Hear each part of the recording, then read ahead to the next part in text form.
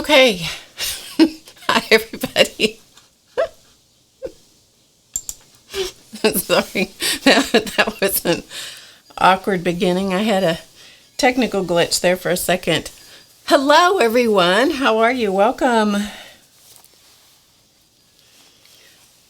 I got too many wires on me today. Welcome to Drama Free Friday. That's what we hope it's going to be, don't we? That's our plan. Okay. Hey, everybody. Come on in. Got a great group. All right. I'm going to say hi to everybody because this is my one little chance to get to say hi to you. Hi, Dorothy, Marion, Amelie, I'm going to guess. Auntie Michael JZ. Hi, Michelle. Working and lurking. Who else? Signa. 70 Acre Studio. Why can't I remember your name? Melissa. Hey, Linda. Hi, Kathy. Pavla. Hi, Judy. Hi, let's see. Sarah. Hi, Carla. Melissa hopes it's not nap-free Friday. Me too. Hi, Vicky. Hi, Patricia. And Ashley. Yeah, there's no politics here. Let me just say that real quick. No politics here. That doesn't happen. It's drama-free Friday. Hi, Lorraine. Hi, Carol. Dainty Divas, Yvonne, I believe. Hi, Janice, Tori, Shu. Krissa. Hello, Krissa. From the lovely country of Greece. Jennifer. Nice to have you all here. Hi, Pauline. Patty. Boy, you guys are just coming in droves, and that is great. Thank you so much for joining me. Hi, Nancy. Thank you so much for being here. Let's see if I can do this right. No, you got to get in the right place before you can do it.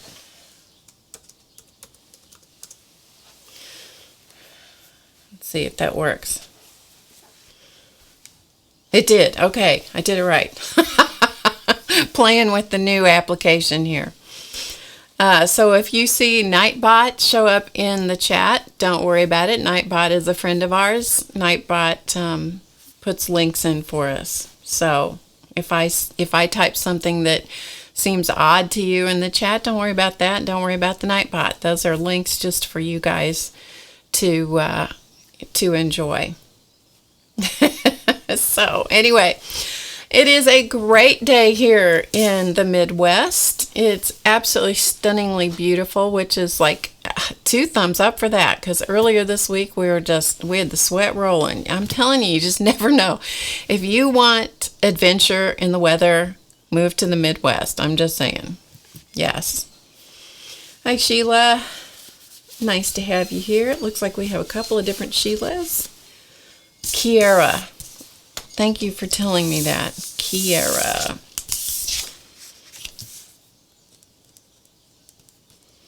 You might have told me that before. But I didn't have it written down. So thanks for telling me that, because I do like to use your correct name. So I thank you for that. It's been a busy week around here. I'm assuming it's been a busy week for you guys as well. Welcome to Drama Free Friday. I am Barb Owen. I do see a lot of names that I don't recognize. Hi, Ina. Hi, Cindy. And so, Angelica, I'm so glad that you have popped in to visit us. I'm Barb Owen from HowToGetCreative.com. This is a show we call Drama Free Friday. And why do we call it that? Because there's enough drama in the world that every once in a while you just need to take a break. You just need to step out of it and just take a break and breathe and just pretend like everything is perfect in the world and just don't worry about a thing. That's what we do here. So some of the things that we just don't worry about here, we don't worry about politics, religion, any kind of stuff going on in the world, particularly crises. We're just going to, I'm not pretending they don't exist. I'm just pretending for a little bit that we're just going to breathe. Okay? So there you go. Hello, Jan. Hi, Orla. Cygnus freezing in Northway. Wowee. Yeah. So we have a special guest today, and I'm sure you've all figured out who it is by now, right? And just so he's going to be joining me here in just a minute. And so this is how it's going to work. I'm going to bring him on, and we'll see how smoothly I make this transition, because we all know that I sort of fumble with the technology from time to time. But he's going to come on, and we're going to talk. We're just going to have what we call a creative chat. So I'm going to ask him some questions, and maybe he'll have some tips or techniques or artwork to show us. I don't know. We're just gonna see where the wind blows us, and then after, he can only stay about an hour, and then because he has a class to teach later today, so we need to cut him loose and let him go do his thing. And so after that, then we're going to do a little bit of art here after that. So that's the plan. Now, if you have questions for Seth, once I bring him on, if you have questions for him, I'll be monitoring the chat as well as talking to you guys and talking to Seth. And so if you have questions, type them in capital letters and all caps, and then I'll have a better shot at seeing your question. Okay? All right. So here we go. Let me just kind of get my stuff together here, and I want to read a little intro about Seth. I'm not going to pretend that I have this memorized. Believe me, I'm just going to read it to you because I'm not that good. So Seth Apter is a mixed media artist from New York City.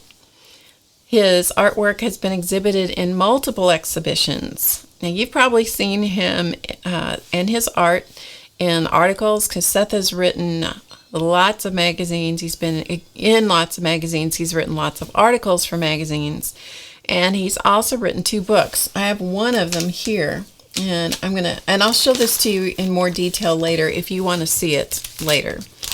But this is one of his books. I wanted to show this to you, and this is called The Mixed Media Artist. Art tips, tricks, secrets, and dreams from over 40 amazing artists.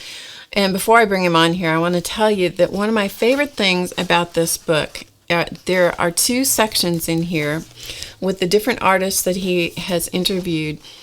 And he says, and one is the section 3 things I'm inspired by, and the other section is 4 things on my studio table. And I have read every one of those multiple times because I find it fascinating, the things that different people have, that inspires them, and the things that they have around them, like all the time or a lot of the time. So anyway, that's one of his books. The other one is called The Pulse of Mixed Media. Those are both from Northlight Books. He's filmed 6 multimedia or mixed media workshop DVDs, also with Northlight. And he's also, because he's not busy enough, he's also an instructor at the Pratt Institute in New York City, which I had to look up because I wasn't sure what that was. And what I found online said that Pratt Institute focuses on engineering, architecture, and fine art. So he teaches there. Seth has taught live workshops in the U.S., Canada, Mexico, Australia, and the U.K.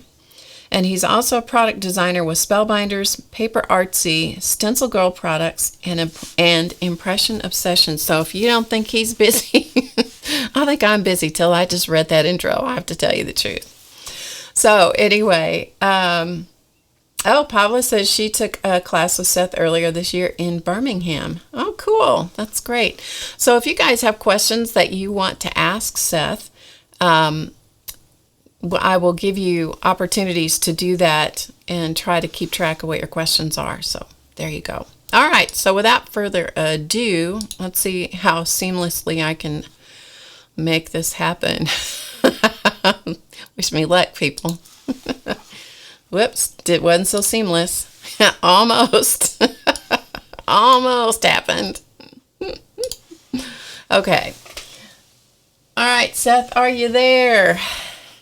I'm here. Cool. Yep. The transition was not seamless, but, hey, it is what it is, right? That's true. So how are you today? I'm really good. Yeah, I'm Good. really happy to be here to talk to you. Oh, good. Thank you so much for joining us and doing this with us because we've been looking forward to this. I kept it really quiet for a long time. Then when I knew it was going to happen for sure, I started really talking. So it's We've been working on this for a while. we have for sure. So let's see. Just a lot of people chatting in the chat here, saying hi. Hey, And everybody. so yeah. So anyway, we'll let them all do their hi thing and then we'll keep going. Are you monitoring the chat? Were you able to bring it up? Yeah, I can see it. Okay, cool. All right. So let's just jump into it and just we're just gonna dig inside your brain for a little while. How's that sound? It Scary. sounds perfect for a Friday afternoon. Okay. So as a kid, were you creative? Interestingly enough, I would have to say no. Okay. I really was not interested in art or crafts. I was not very good at anything I tried. That really came later in life. So what motivated you to get interested in art? I had a really interesting, unexpected experience while traveling, and it basically redirected my life.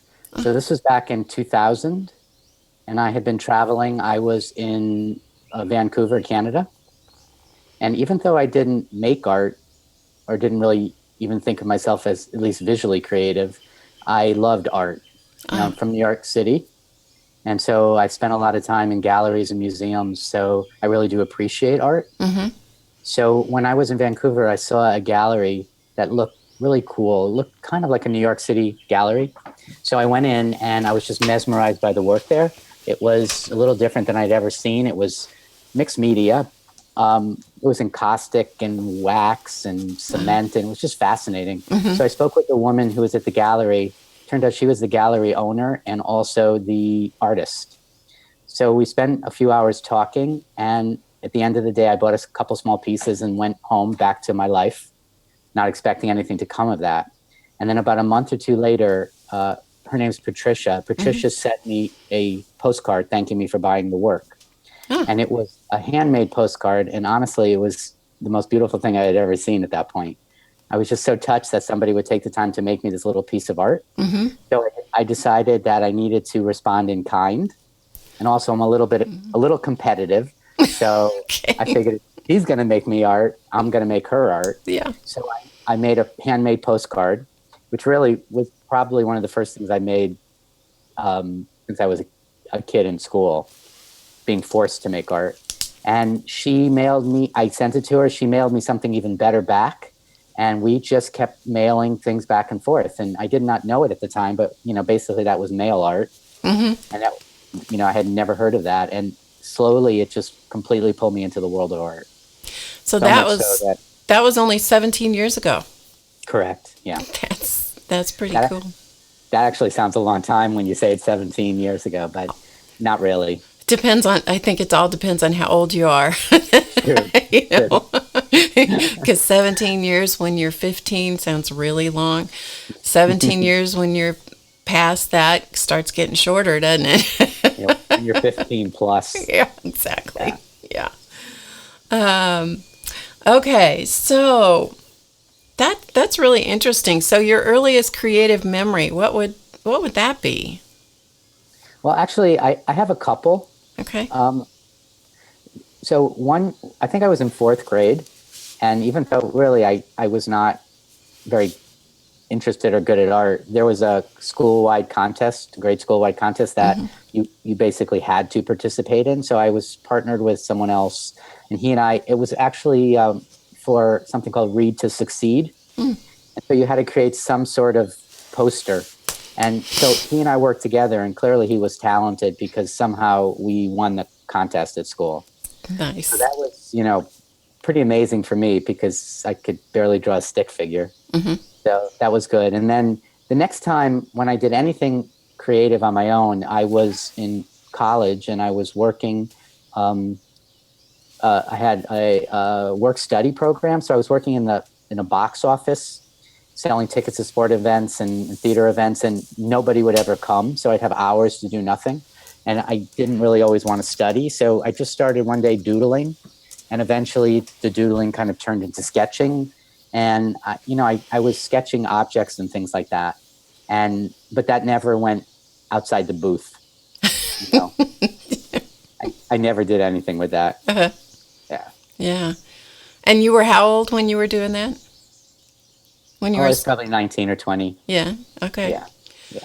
But your award-winning poster was when you were in grade school? Junior? Fourth grade, I think. Yeah. Yeah? That's cool. Yeah, that's a deep memory. Yeah. It's funny how somebody asks you a question and those deep memories can kind of float to the surface, and it's like, I haven't thought of that in forever. Yeah, exactly. Exactly. Yeah. Well, that's cool. So did you have, after you got started doing the art stuff with the mail art sort of thing, did you do any formal training any place or take any formal classes or anything like that? Yeah, when I was getting more into it, well, the first thing I did was sort of discover the online community. And back then there were Yahoo groups. Right. That were very active. So I joined a whole bunch of groups where people would come up with some theme, and then everybody would make these little books. I guess they weren't called friendship books at that point. That was before that. They were called Art Deco or Deco books. Mm-hmm. And so there's little tiny, easy mini books. And basically, you would send them around to people you didn't know. And I remember, and this was really my first learning experience, and I remember that I probably sent out about 40 little mini books over the course of a year or two, and I probably got 3 or 4 of them back. I don't know what happened to them along the way, but so that started to frustrate me. So that's when I started to look for a little bit of real training, this is called. So I really, really, really love books. So I started to take classes at the Center for Book Arts in New York. And that was really where I got my first any kind of formal training. And so that was more like learning real bookbinding, I'm assuming. Oh, so real. Yeah, they would, I mean, they're, and I'm almost not exaggerating, they would stand over me with an awl. And if I didn't measure to the millimeter, they'd, threaten like they were going to poke me. And what was the name of that place, Center for? Yeah, I'm making it not sound very good. Center for Book Arts. Seriously, the first book I made was a hardbound book, and it was perfect. But it was only perfect because they're very rigid and almost militant about cutting perfectly, measuring perfectly. If you do it wrong, you start again. Because that's how, to make a book like that look good, it has to be that way. Sure. So how do you think that in that training that you had there influenced you later? Because I know as I've watched your DVDs and gone through your book and so forth, that you have a completely different approach to that. So how did that influence you? Well, I was making lots of books, and I was making them sort of the traditional way. And I had so many books, I started to try to journal in them, and I would journal 1 or 2 pages and then forget about it. And then a week or a month or 3 months later, find another book and start journaling. I was giving books as gifts. Nobody wanted more books. It just was getting to be kind of too much. And all the measuring was just too much. So that's when I actually started to begin to shift more toward this idea of creating what's in the book. And moving toward mixed media, and then ultimately bridging those two, because I do make a lot of books now, but none of them are, I get thrown out of that school with the books that I make now. They're all wonky and kind of messy, and there's no ruler involved. Will I ever show you pocket size? I know you. Will I ever show you some of your traditional books from back in the day? I actually think I may have my first book. Should I we want to see anything you want to show. It'd be great. All right, you guys talk amongst yourselves. Okay. I'll be right back. If I can find it, I think.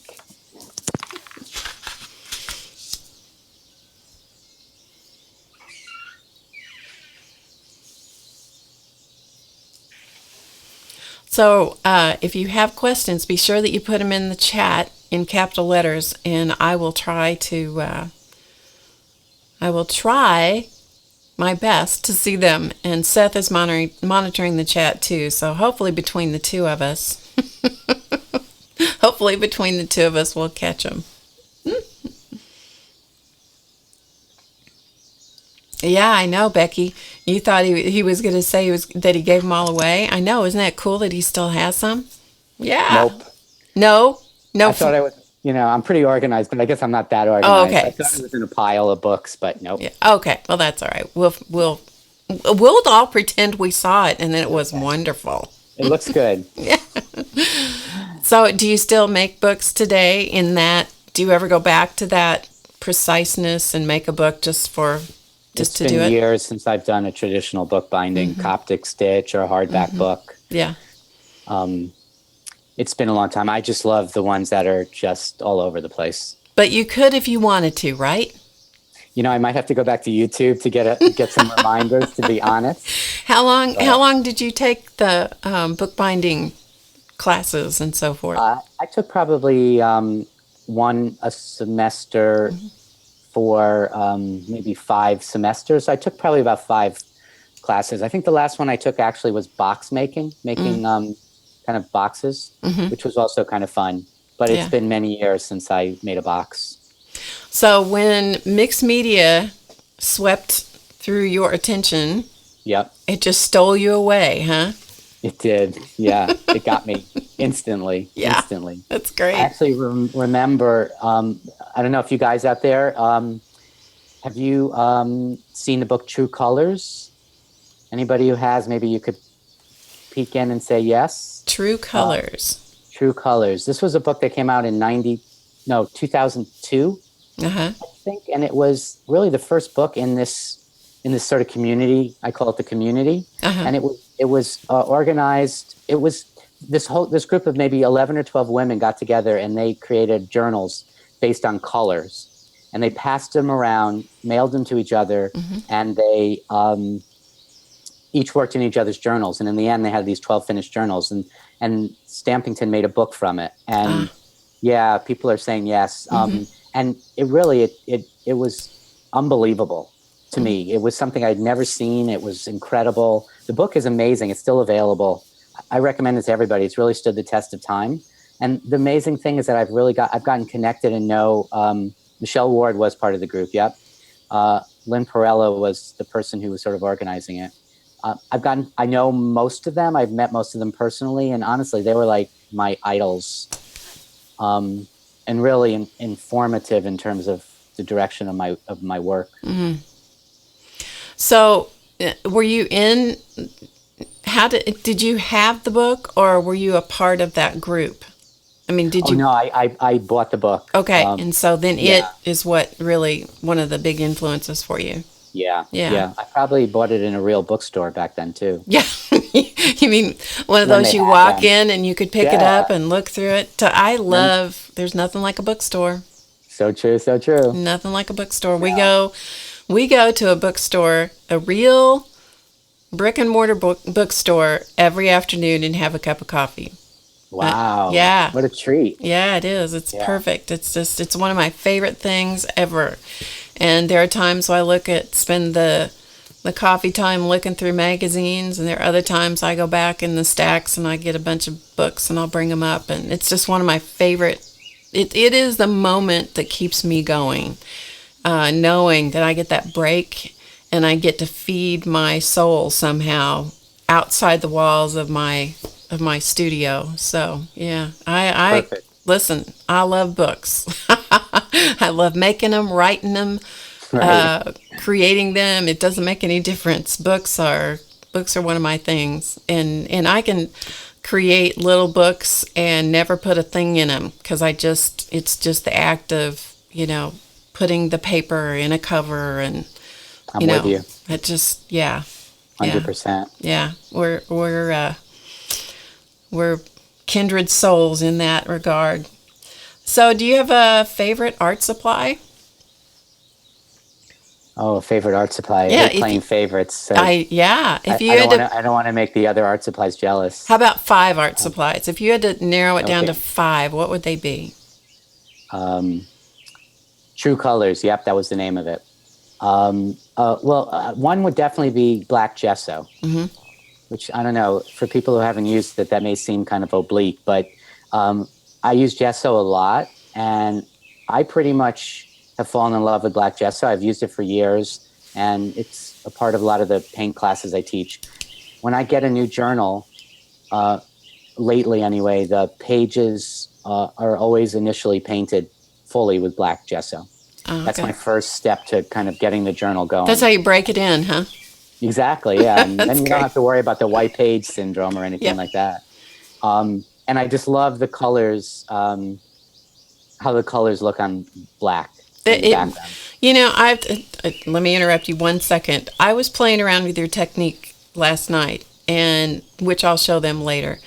And I had never done that before. And I have to say that I totally endorse that idea. I had never tried it before. I'd never thought about doing that before. And you are absolutely right. The way I would not have thought that color would have come up from the black surface like that. And I was so surprised. And so, yeah. Cool. I've converted you. You have. Woo-hoo. You have. I'm going to have to buy black gesso by the gallon now. Thanks for that. Excellent. Excellent. Okay, so now, what else? Black gesso.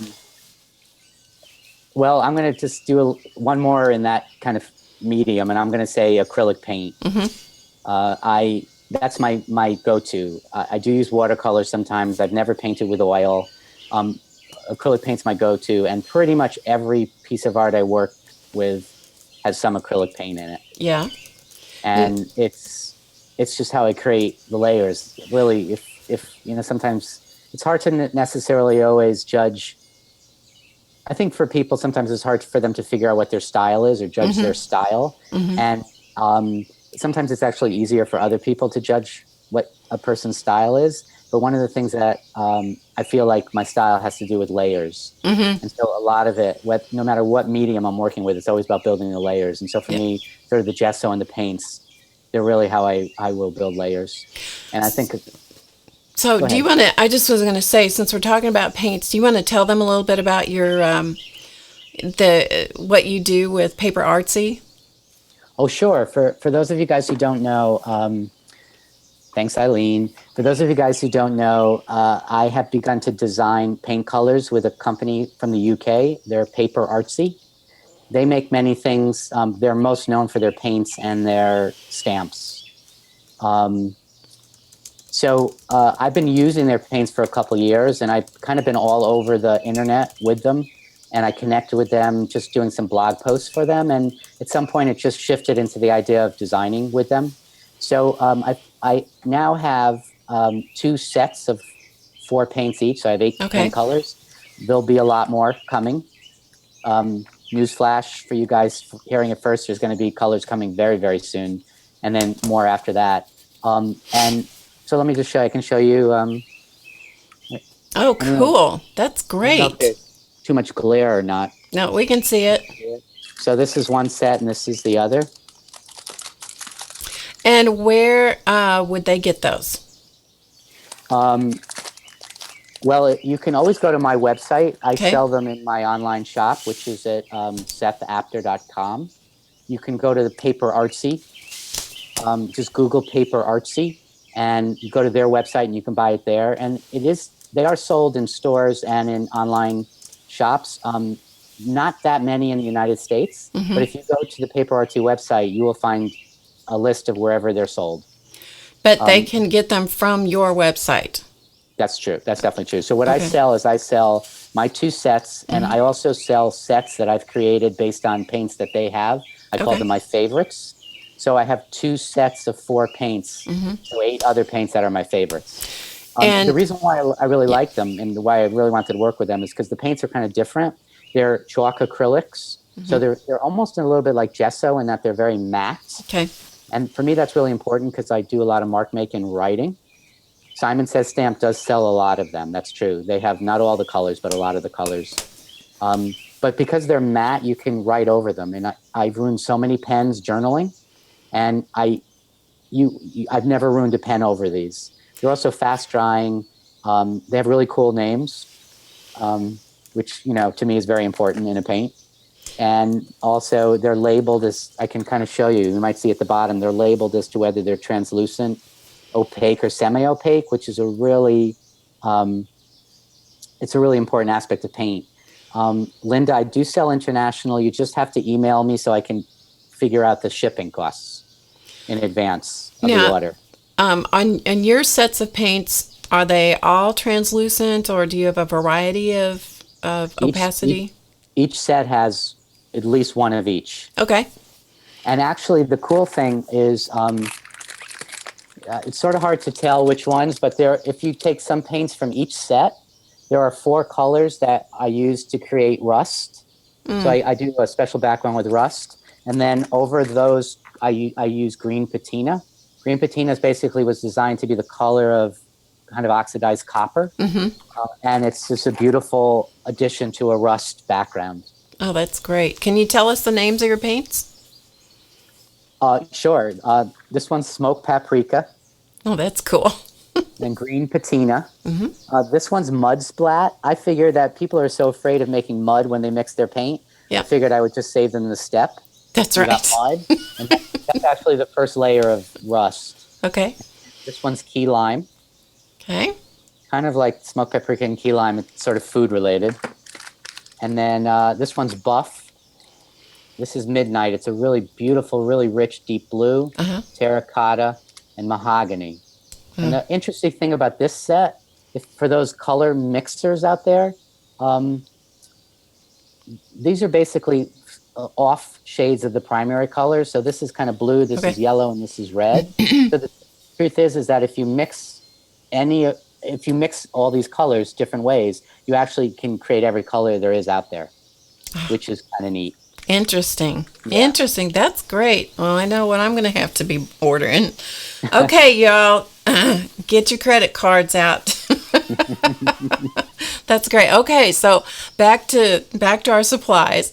We got gesso and acrylic paint, and so that was great. To something completely different, and I'm impressed that you remembered that. I totally forgot we were talking about that. It's only because I'm writing it down, Seth. Don't be too impressed. All right. Well, that's the secret behind the curtain. It's right. I love found objects. I work a lot with found objects. So give me a piece of metal, give me some rust, give me a rusty piece of metal, and I am just, I'm a happy camper.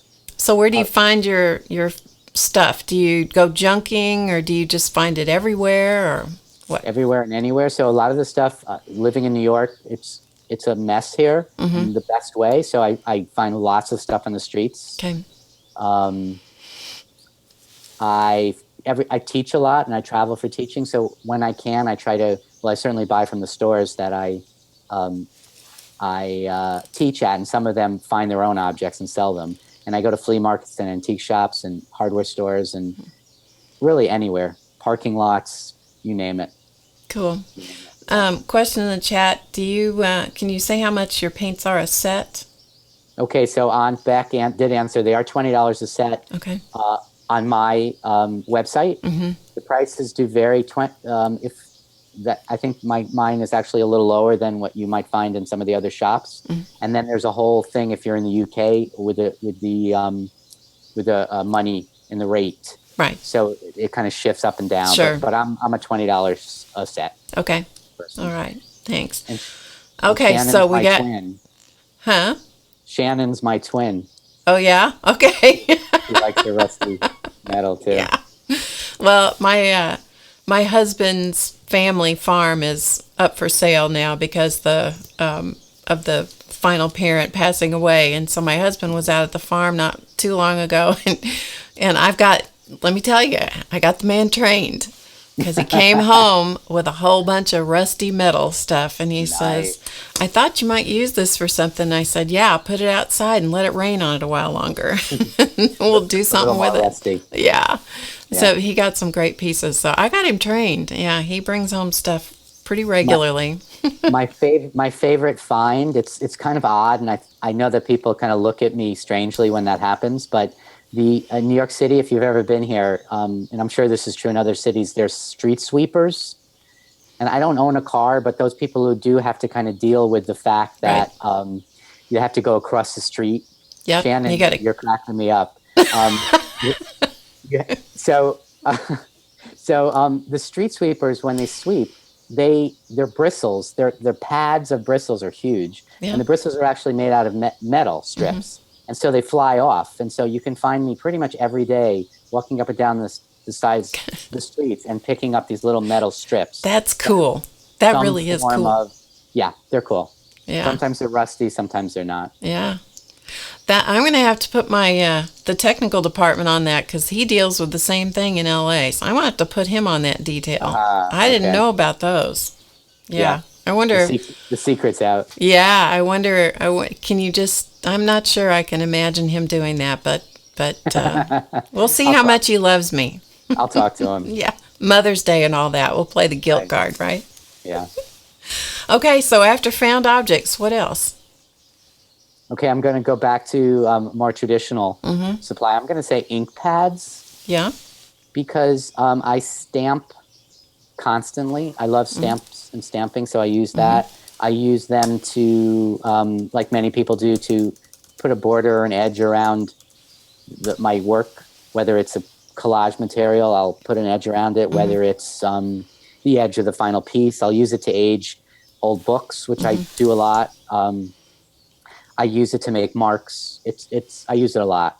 The pads. I like ink in bottles and ink in pens as well, but probably I would say the ink pads are number one.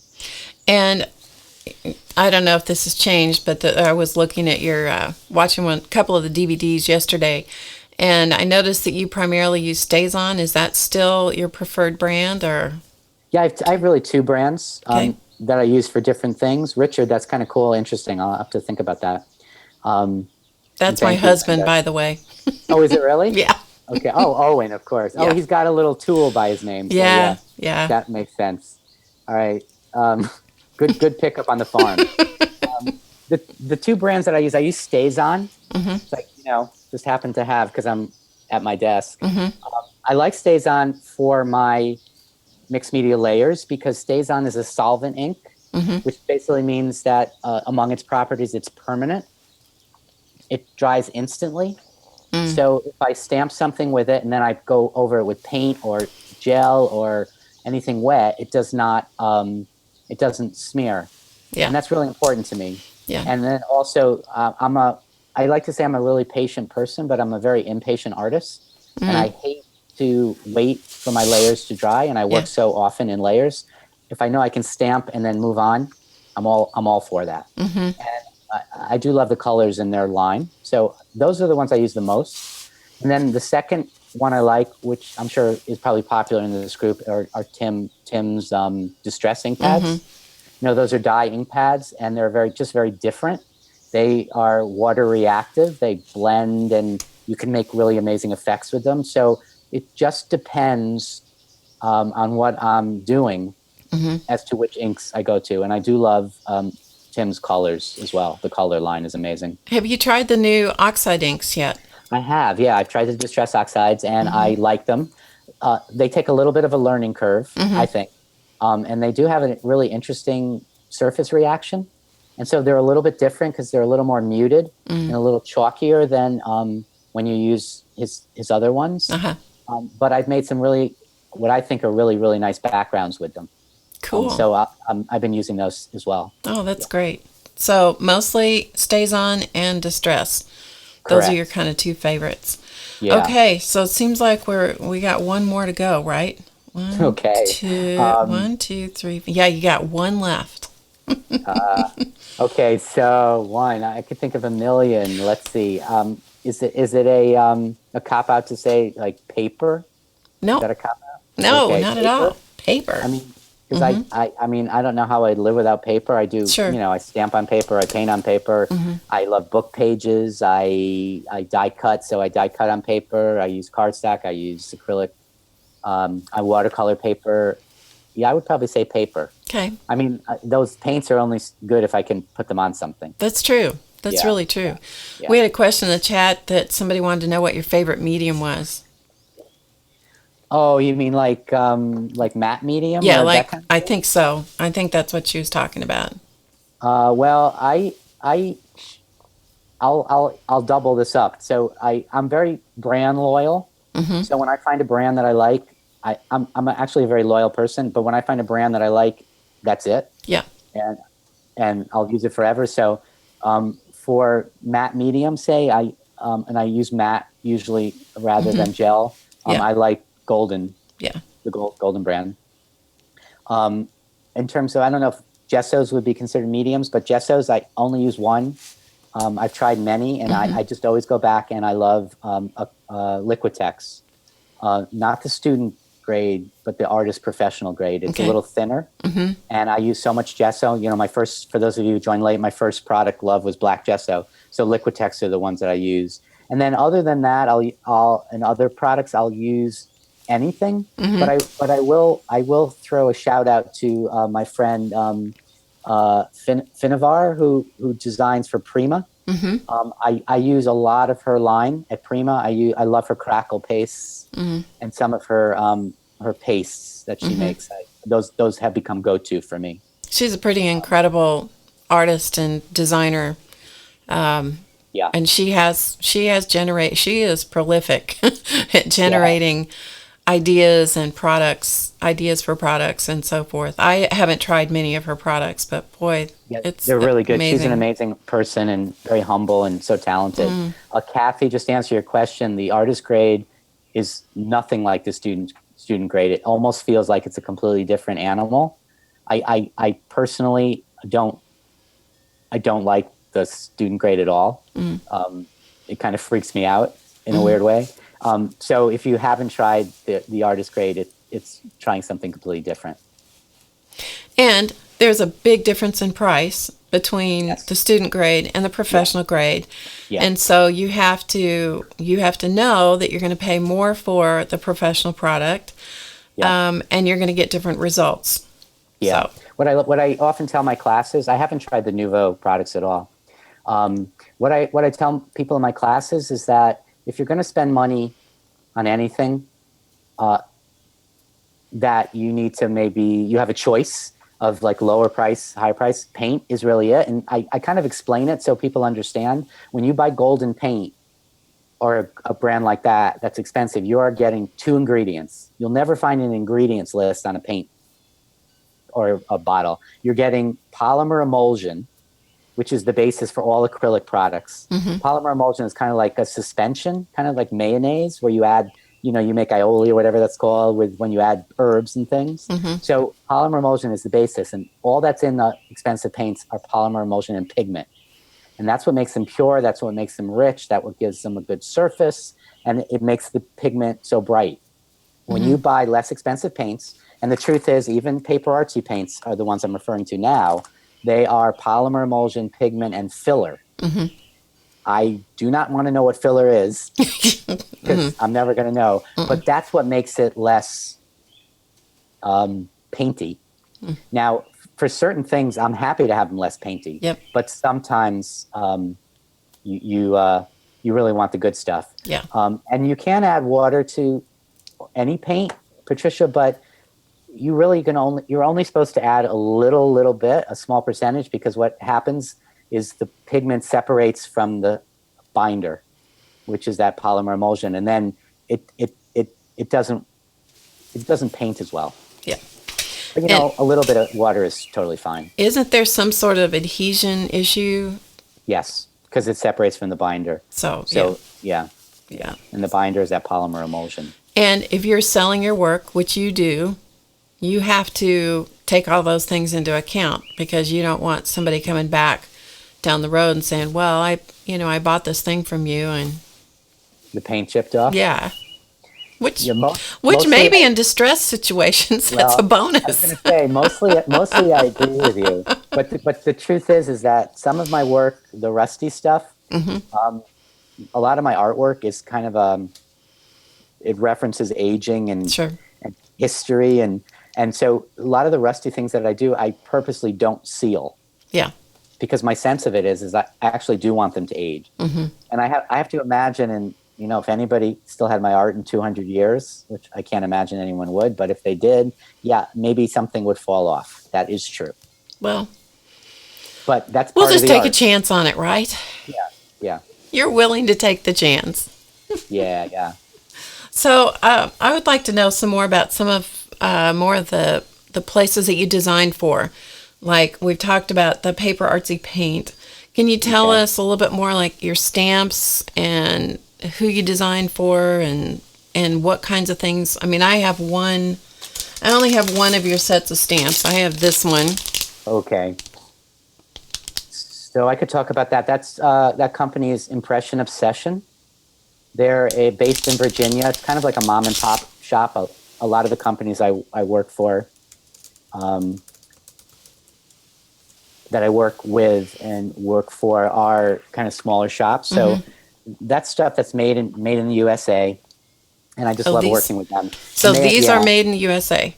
Yeah, they're made in Virginia. Okay. So I actually I've lost count, but I think I have maybe 20 or 25 stamp sets with them. Wow. And they're really good red rubber cling sets. But if you can get all the sets from my website, my shop, and you can also get some of the individuals. And the individuals are wood mounted or cling. And any you can't get from my site, you can get at I.O. And I'm going to grab some. I have them here. I just released some new ones. I mean, just like literally a day or two ago. Cool. So we get to see them first. Yeah, first after whoever saw them online yesterday, today. So can you see that without? Yeah. Is there too much shine? No, it's okay. Okay, so I've been doing these borders. So this is the newest one that just came out, and these are. I'm going to drop this one and show. These are two other recent ones. So they're all borders? Is that what that's what it looks like? Yeah, they're all borders. Okay. And actually, if you hang 1 second, wasn't prepared for this one, but if you wait 1 second. Okay, sure.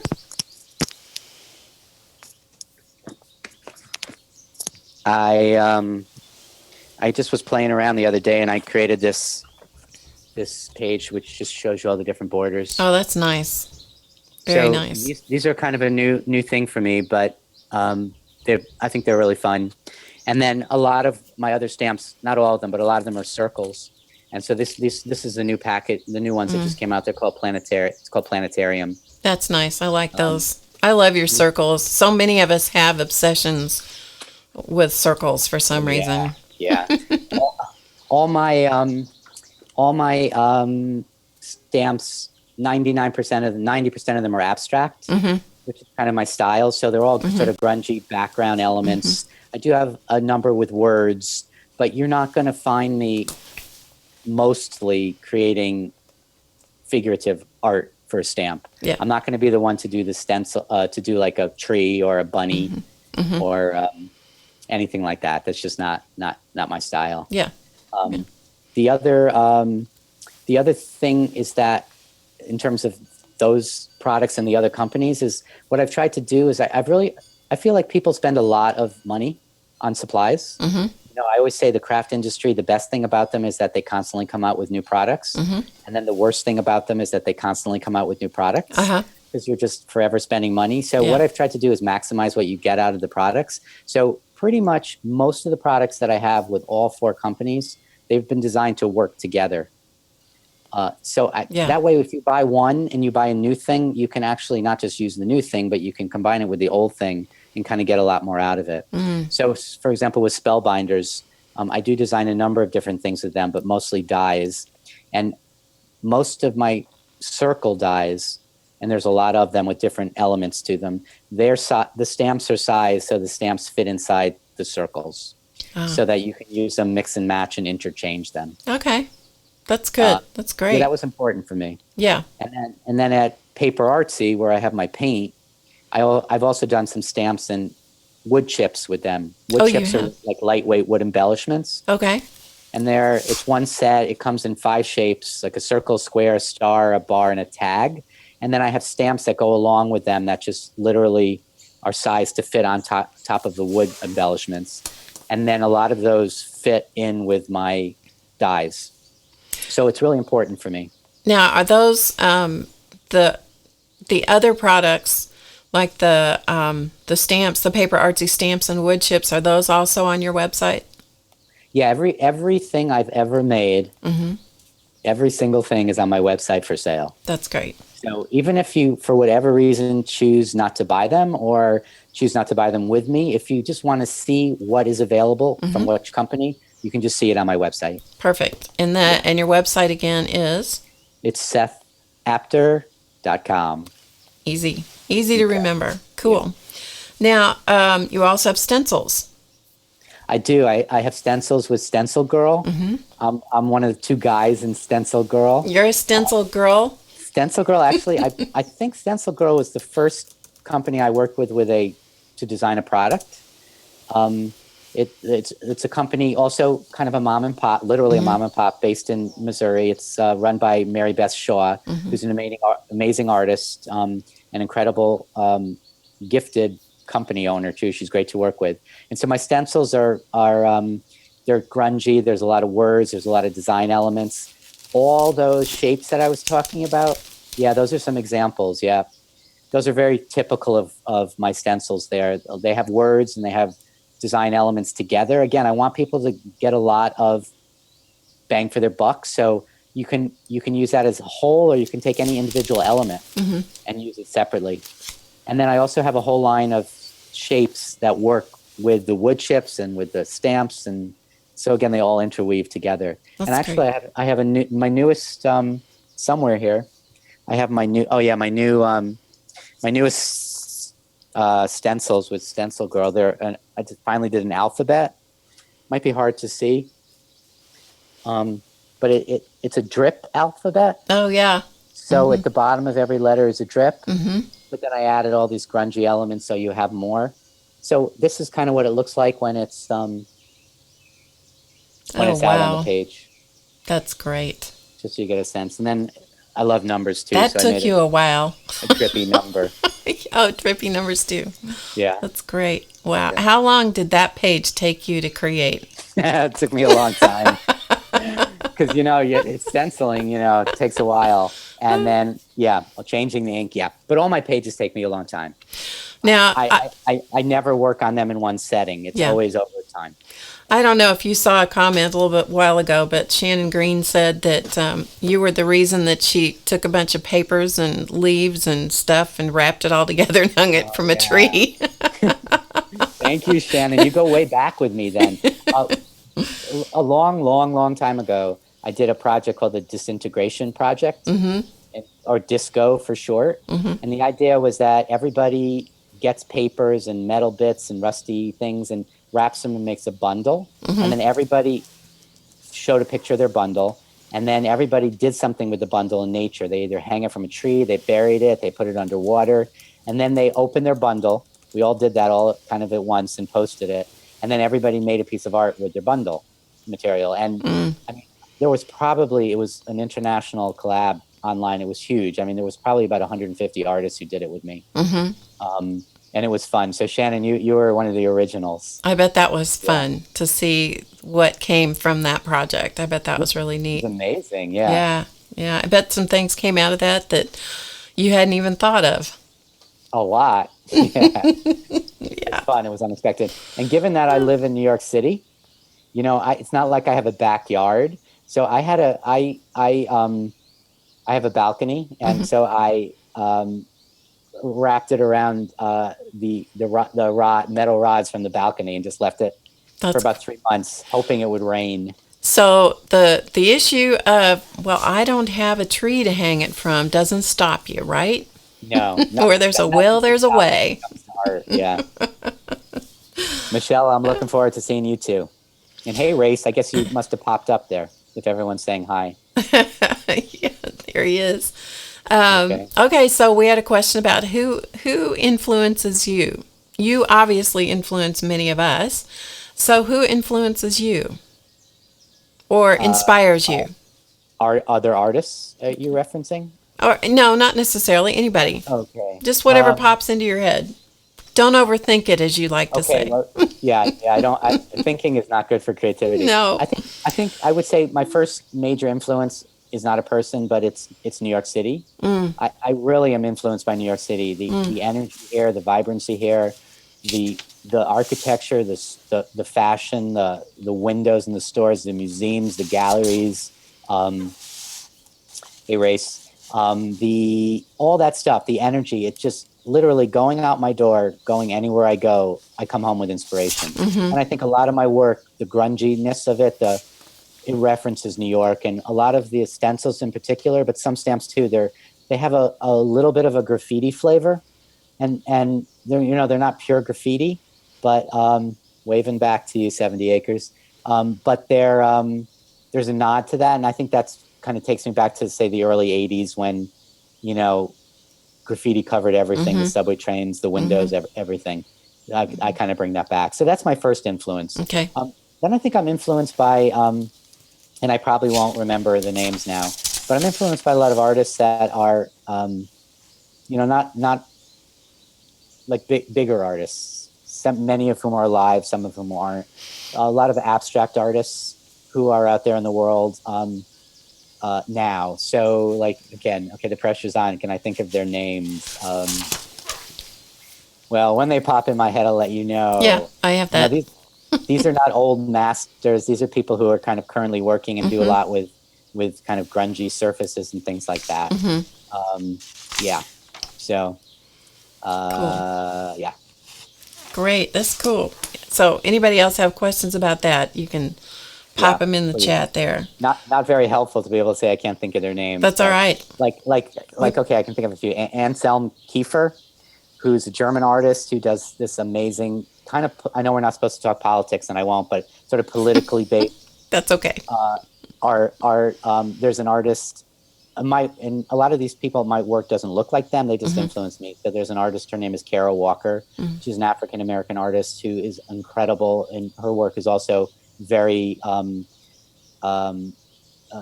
intensely political and personal and just emotional, and it blows me away. Those are two. There's a guy named I'm just blanking on his name. He's the So every few years in Venice, and who doesn't love Venice, there's the Venice Biennale, which is an art experience that many people go from all over the world. And there's a collage artist from California.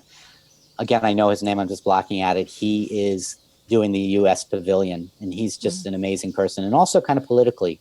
And it's a tinge, and it's interesting that appeals to me because, generally speaking, that is not part of my art. That's what I was going to ask you, if that was something that you included in what you do. It influences me a little bit, but it's not. My art is not about political statements at all. So it is interesting that a lot of the people whose work I value is, and I just think it's because I can feel such an emotion connecting with what they're doing. There's a statement, and it's just very powerful. Yeah, I find that too, that the rawness and the vulnerability from the artist comes through so often, and those are the ones that, they can just reduce you to tears looking at their art, even if it's not something that you would necessarily buy and take home with you. As in, it's not something that you might perceive as beauty, but there's something about that moving, the ability it has to move you that you can't forget. Yes. There was a show on TV a few years ago. It was I forgot the name of it now, but it was about the new artists. They were. It was an elimination show, where they started out with a whole bunch of young artists. Most of them were young, and then I think it was called Work of Art. Something like that, yeah. And they would. I watched it too. Then they would eliminate, one or two artists each week until they got down to the new, hot artist. And there was a young man in one of those, and I will never forget the piece that he did, and I forgot what the subject was that they were supposed to do that day. But he had used, and I'd forgotten about these things because they were used when I was a kid, and there were smudge pots that were put, on the streets. That's what they would put and light the smudge pot to warn you that there was street work, and so that's what you would see at night. I remember that so clearly when I saw them on that show, and didn't even realize they had disappeared, but he had used those smudge pots in a piece of art, and I've forgotten what the rest of it was that he had incorporated with that that piece of art, but that was so, I mean, it was just like when I saw it, and it was even just on television. It wasn't, Right. in person. Yeah, It just like, connected to you oh, emotionally. it did. It just like drew Touched me up something. short somehow, Yeah. and it really made me stop and look at it. And yeah, it was amazing. It really was amazing. So you showed us a book a minute ago. So you keep sketchbooks and art journals. Is that right? I do. You have probably more than one at a time. Just guessing. I have one main one. Oh, really? That's my public one. So Uh-huh. the one I showed you, that page was sort of in my public one. Okay. And it takes me forever to work in an art journal. Art journaling for me started out as a love-hate, but more on the hate side, because I felt so much pressure. I know that I hear this from other people. I got to do it every day. I got to da-da-da. And then, and I would never finish. And finally, when I realized that, it's my journal, I can do what I want with it, when I want with it, how I want with it, that's when it became joyful. And so my current journal, it's probably about 3 or 4 more pages left, but honestly, it's been my journal for maybe 2.5 years. Because it just takes me that long to get to it. Yeah. And then I have two other journals. I have a very personal journal that I don't talk about, I don't share, I don't show online. And that's mostly writing. There's a little bit of collage and a little bit of paint, but it's mostly writing. And that's really where I journal more traditionally. And then I have a new thing I've been doing this year, which I hadn't thought about, but I think I'm going to grab it and show you. Okay. It's I've discovered this thing. Now, this is a big secret, you guys. Okay. So I want everyone We won't to know tell anybody. because I don't think you've ever heard of this. Okay. But there's actually an underground movement that is called scrapbooking. Ah. Okay. Oh, no. Now, so I remember 5 years from now, you've heard it here first. Okay. So I've never, I don't come from the world of scrapbooking. So I've never scrapbooked. But this year I decided I wanted to do something, and it's turned into a scrapbook, basically, my idea of a scrapbook. So I decided I wanted to do a daily journal where I journal my art experience. It has nothing to do with my emotions per se. It's literally a record of what I do in art. So it could be I designed a stencil today. It could be a new stencil came out. It could be I went to a museum. It could be I did a blog post. And so I posted it and decided to make it a collaboration. And it's actually an ongoing collaboration called Artifacts. Okay. And anybody who wants to join me, once a month I post a picture of a page from everybody who's in it. And you can start or stop anytime. So you can find information about that on my website and blog. So let me just grab mine. It's right over here. I can show you kind of what it looks like.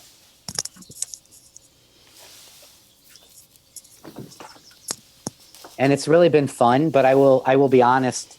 Sometimes on Facebook and in the blog world and everything looks so perfect, and everything looks like, everybody has it together and no one else is as good. And, that's of course not true. And so even though this is my daily journal, it's actually a product. It's a book I made that I sell through Spellbinders. It's a 3-ring binder. And it comes with kind of a book kit in it. But this is what it looks like. Uh-huh. And then you can kind of see what the pages are like. So let me just find, this is a very typical page where there's pictures that I've cut out that have something about what I've done. I don't know what page this is. And then, little doodles and stamps. And to me, it's a scrapbook, right? Yeah. So it's a daily scrapbook, right? So let's see what's the last date I did. Okay. And I will do every day. By the end of the year, every day will be done. But I am on, can you see that at the very top? March 17th. Yeah. You're So a little bit behind.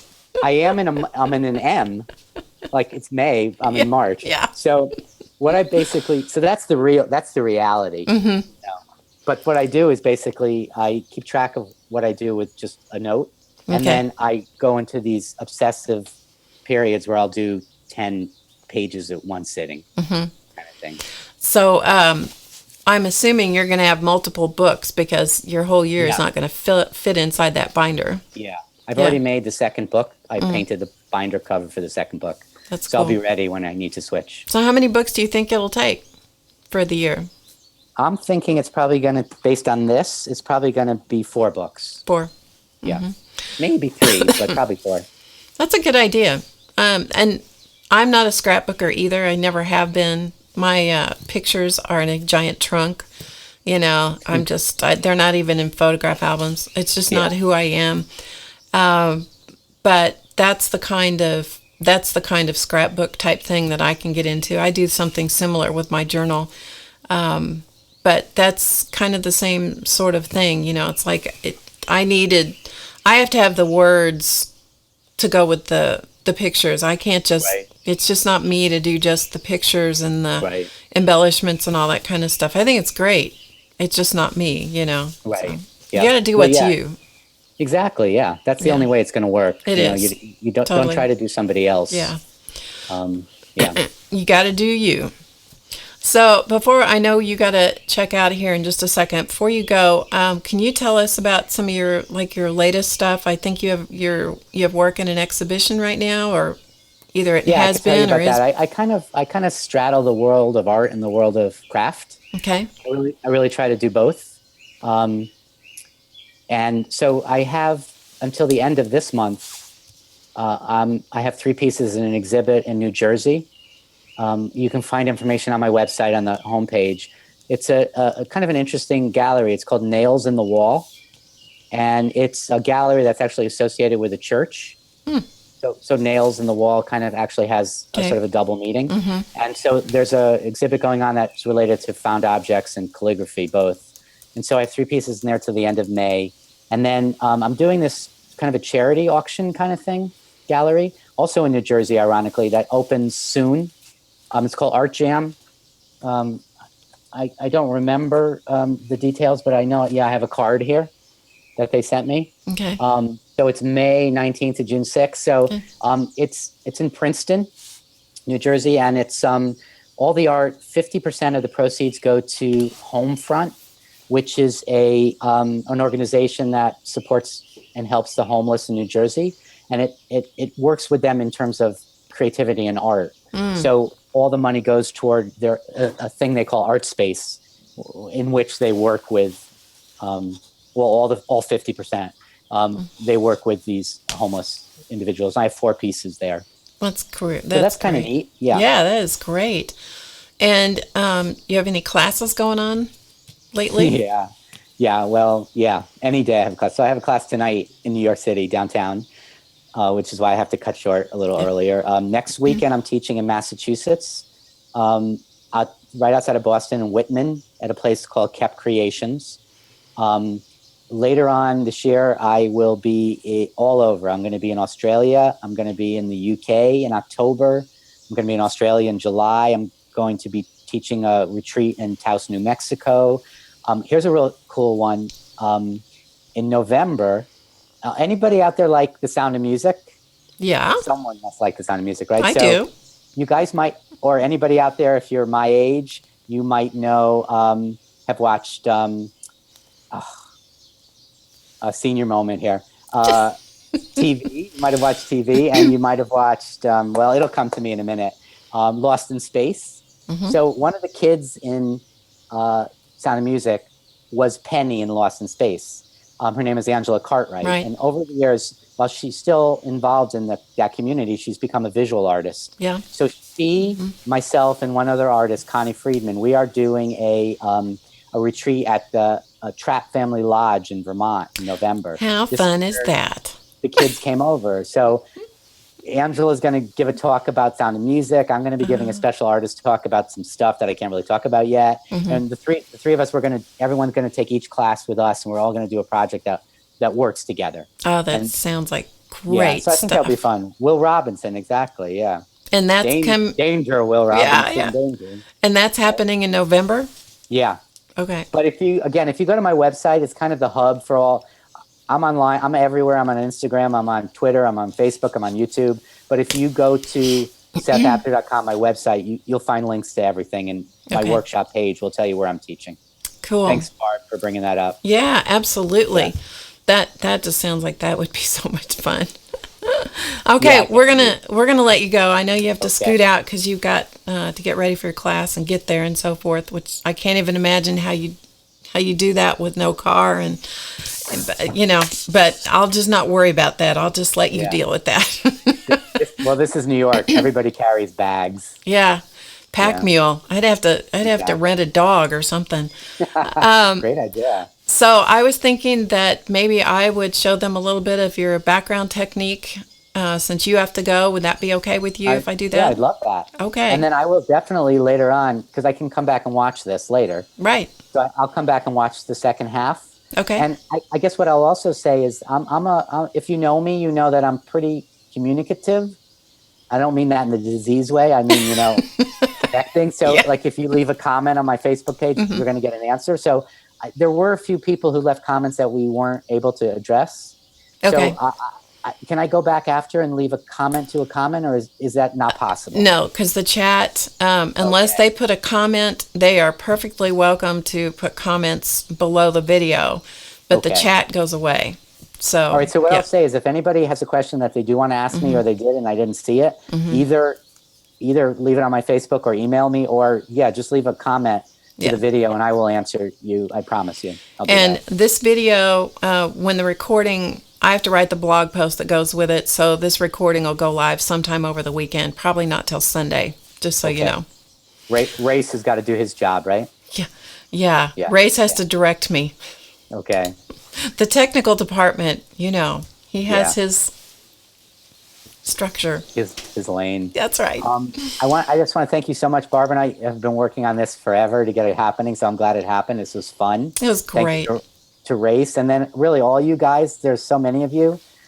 Thank you so much. That's great to hear, Amy. Thank you so much for listening and watching, and I'm always humbled and amazed that people show up for me and for this. So I'm so appreciative. I thank you a million times over from the heart.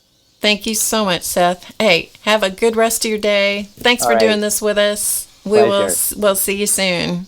All right, see you guys. Okay. I'm going to sign off. All righty. I can figure out how. Bye. Bye.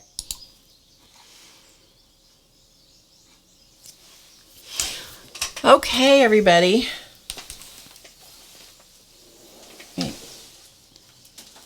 Unwire myself here. How was that? Did you guys have fun with that? I need a little wet my whistle here. So, okay, it's good to see you guys. Thank you so much for your lovely questions, comments, and chatting with Seth. That was great. Okay.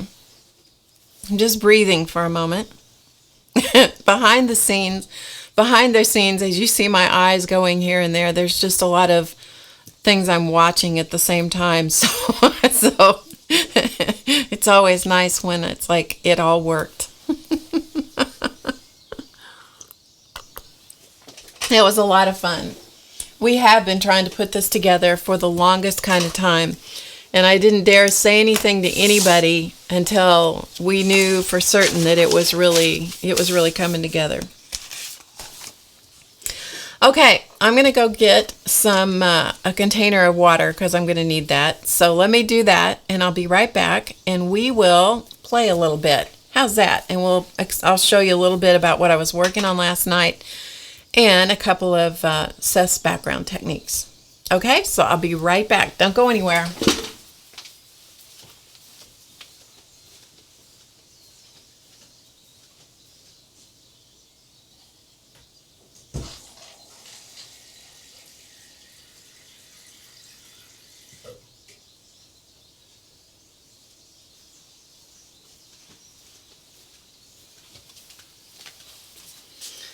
So we talked about this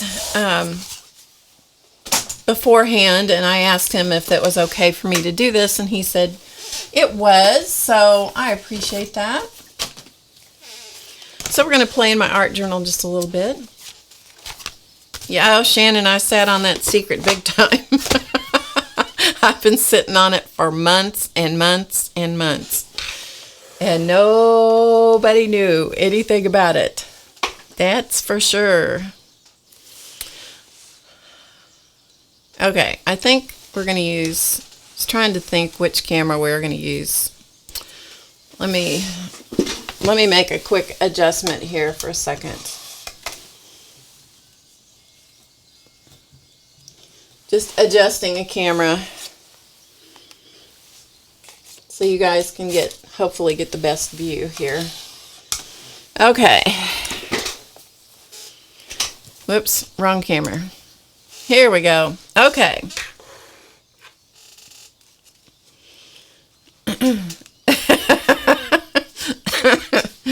Race, you're talking to Shannon, you know that? Okay, so here's what I have. I have simply put a coat of black gesso. You can probably see that there was stuff under this page, you know, where there's different things that are written on here. I just used black gesso that I had on hand, and this, what I've used is the Studio. This is actually an old bottle of gesso. The new stuff is packaged. They're the same container, same size container, but it's now packaged under Dina Wakely's Media line of gesso, I believe. I believe that's correct. So I just used a cruddy brush. This is a chip brush, and I used that and just did a scrubby coating of gesso. So just a scrubby, you know what I mean. It's not, I'm not putting on a smooth coat of gesso. All right, so you're going to like this because this is a fun technique. So the next thing that he does, and you end up with an extra piece of material to use, because you'll end up with something like this when you get finished, which is pretty cool. It's a monoprinting type technique. I'm going to turn my journal this way. And this is canvas pad. This is not an expensive one. This is the Artist Loft brand. Yeah, sponsors are in the background. I'm trying to ignore them. I'm trying to ignore them. So this is just like canvas, you know, sheets of canvas from a pad. You just rip it out. And I know there are different artists that use this for different purposes. And what we're going to do with it is, I don't have any of Seth's Paper Artsy paint. And so what we're going to do instead is we're going to work with, I mean, this is like a total departure from Seth's kind of colors. We're going to work with Delusions. Yes. Yes, we are. So we're going to use some Delusions paint here.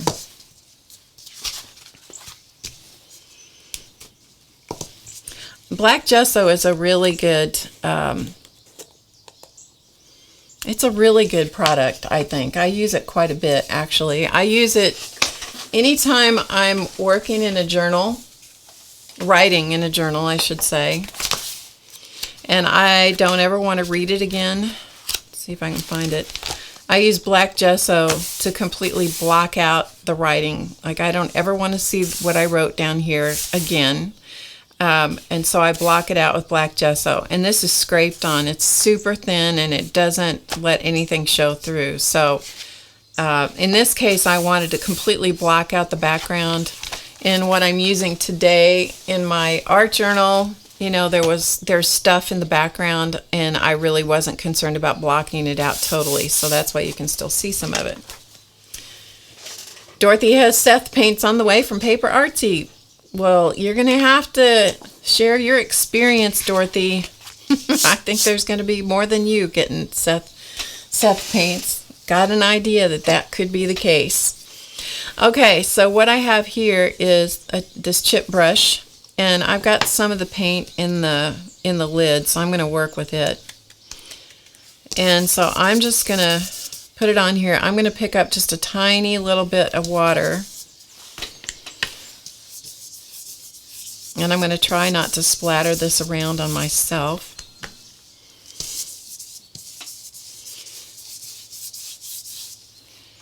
And I don't care that this needs to be solid coverage at all. It's just, you know, kind of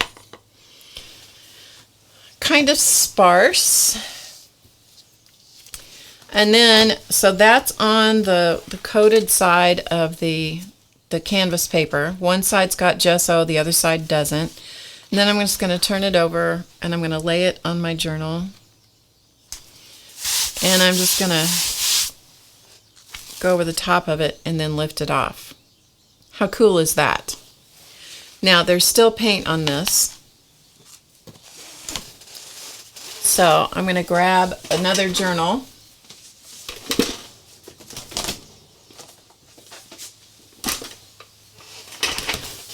This is my one of my random journals I have going on here with extra stuff in it. So I'm going to do the same thing, and I'm going to print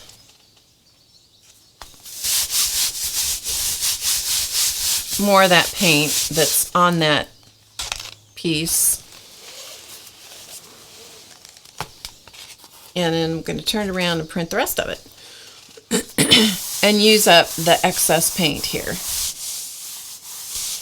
So you're getting texture from the canvas paper. You're getting texture from it as well as color. I know, it's really cool. Now, I have to tell you that the way that what I did is I watched a couple of his DVDs, and one of them was this one, and there's links to everything in the description box below the video. So this one is Card Play, and this one is the Altered Book of Mixed Media Techniques. I watched both of these yesterday and then started playing with the techniques. So they really, I can't stress enough. I don't tell you about products that I don't believe in or don't like. If I don't like something, here's my policy about stuff I don't like. I just don't say anything. I don't badmouth it. I don't criticize it. As much as I possibly can make myself not criticize something, I just don't say anything. I just let it go away. I like those DVDs. I'm just saying. Yeah.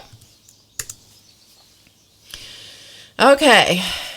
So what I'm going to do now, this is my printing surface, but it's a little on the wet side at the moment. So I'm just going to hit it with the heat gun here real quickly. Yeah, Seth does this a lot in those DVDs. So all I'm after here is to try to get this dry enough that I can put another coat of paint on top of it. So this was turquoise, vibrant turquoise. Yeah, Steven says that the DVDs are excellent. He's watched them both too. Yep, totally agree. So this can be a little sticky. It doesn't matter. I'm just want it dry enough that I can use it again. And I'm going to hit this with a little bit of heat too. If I was using the paper artsy paint, I believe it would dry a lot faster than this, but we're making do. That's right, Mayor. I agree with you. If you can't say something good, just ignore it.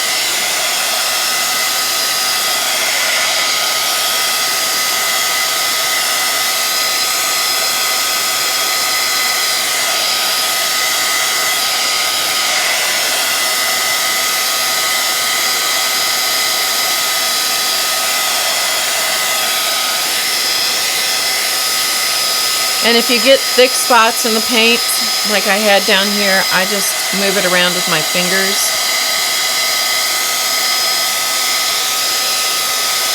His style is very grungy, and which I think is, it's a departure for me to work in that real grungy style. It was a great exercise, and so yeah, I'll show you what I ended up with. The next color I'm going to use is, let me see, I made a list so I'd know what I did, so I could repeat it. This is grass green.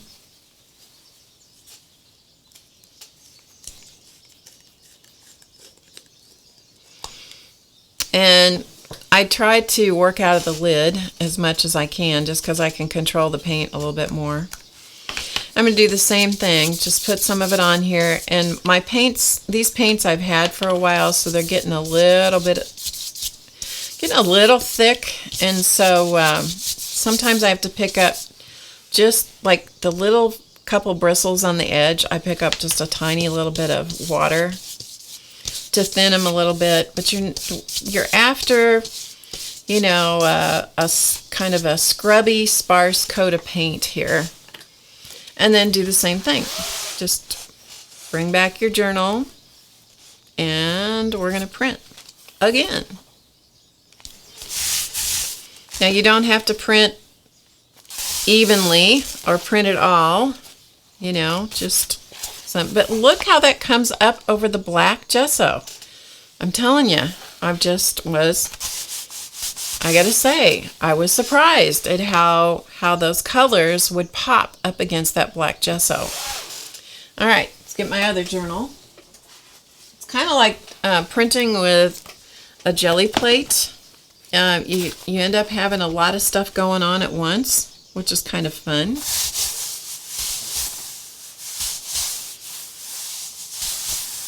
It was very nice of Seth to give me permission to do this with you guys. I did ask him ahead of time, and then asked him again on the recording, just so there wouldn't be any question from anybody that I was giving away giving away information that I had no right to do. So you can see how you're getting, you know, I think you can see, hopefully you can see. Let me show on this. There goes one of the sponsors. Just ignore the sponsors. They're being themselves. They've been locked up in there a long time.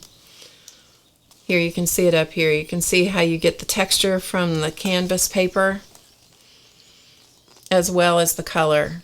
And this is building layers on top of this thing as well as in the black on top of the black. Okay? The gesso I used came from Ranger, because that's what I had in the way of the black gesso. Okay, so we're going to hit this with the heat gun again.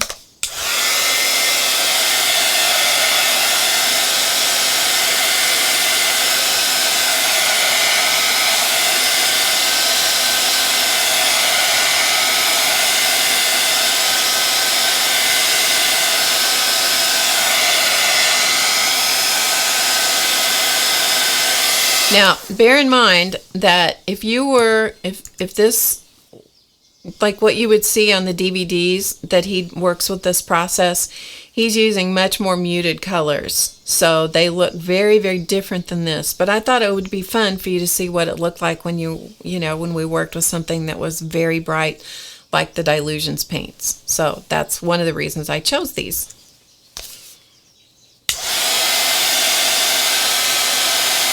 Yeah, exactly. One does not ignore the sponsors. That's what they're trying to tell me.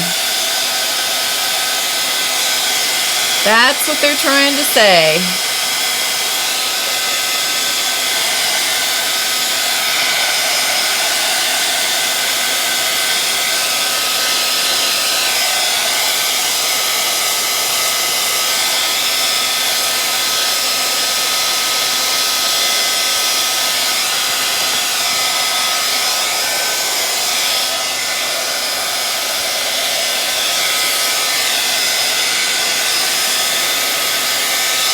Now, if you had another piece of this canvas paper going, you could just be working on it instead of working on top of one and drying it a little bit. I'm just working on one. But as you work with the layers on the canvas paper, it's going to lose a little bit more of this weave. So if you want more of the pattern from the weave of the canvas, then you might have another piece of paper going too.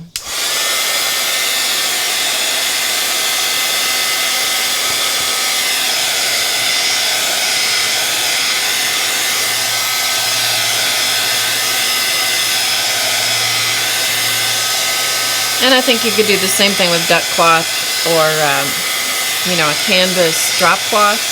You could do something similar.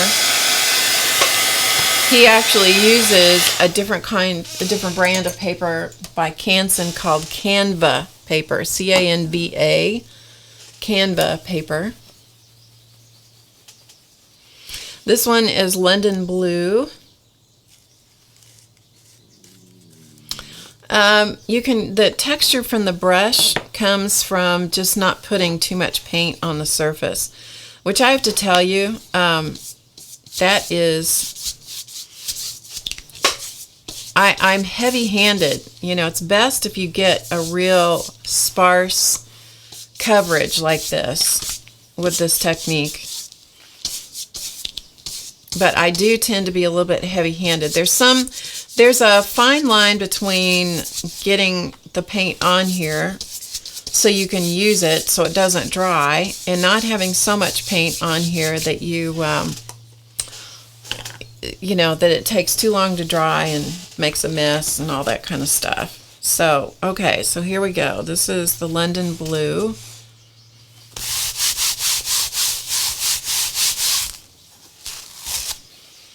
And you're not going to see much difference in this because this is looking so much similar to the turquoise and the green, but we still have a little bit of the blue in here. You probably can't see it, but I can see bits and pieces of it here.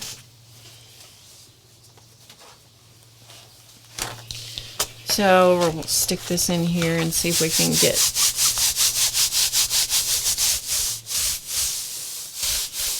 question. Can you use just canvas fabric? I don't know why not.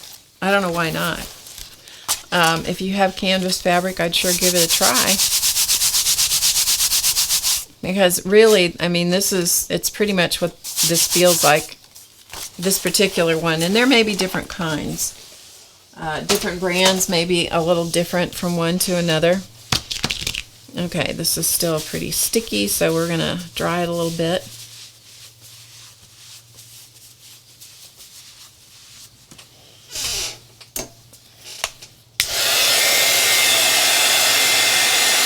You do end up with messy hands doing this.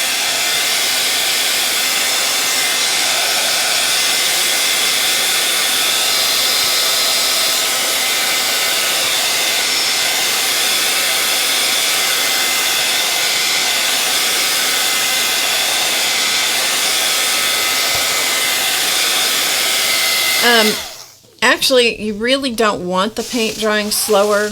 You really do want the paint to dry fast. And one of the reasons that you want the paint to dry fast is because it keeps you from thinking too much.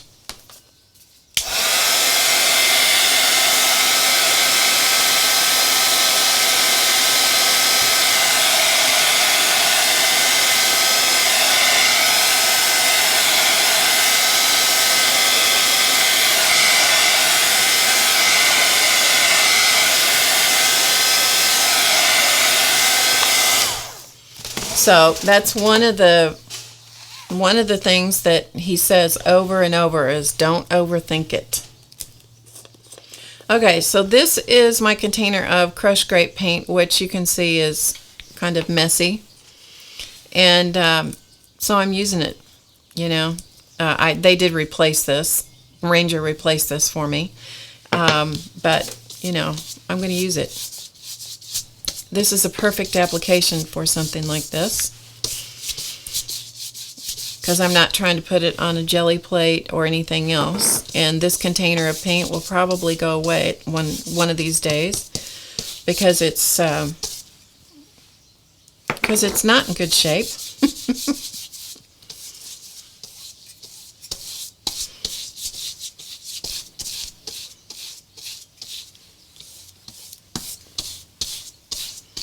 Okay.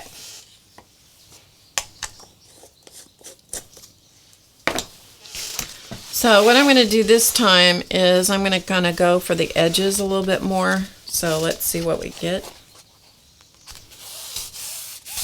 Hi, Alice. Okay, let's see if I can get...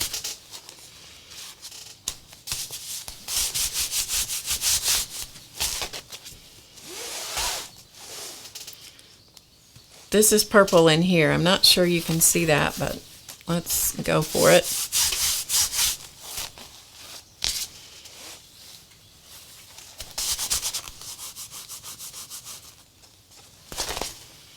So you can see some of the purple coming up.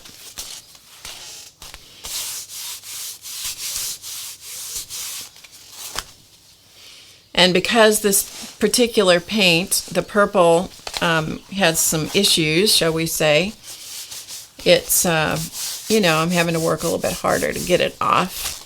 So you can see it come up there.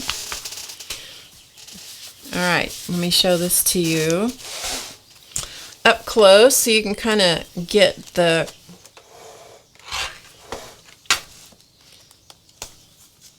effect of what's happening. So I got a splot right there.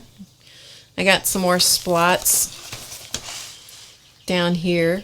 Those are from my fingers pushing really hard into those places.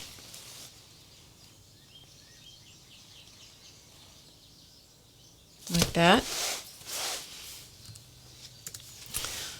Okay, and then again I'm going to use the heat gun just to get it to dry.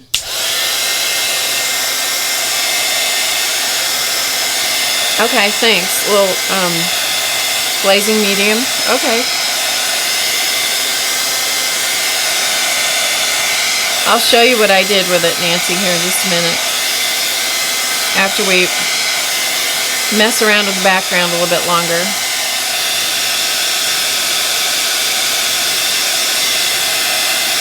There's lots of things you could do with it. It's just a great, I think it's a great background. And I don't know of any other way you can get this effect, but, you know, it's fun, it's easy, minimal supplies. Add glycerin to the paint. Huh. Interesting.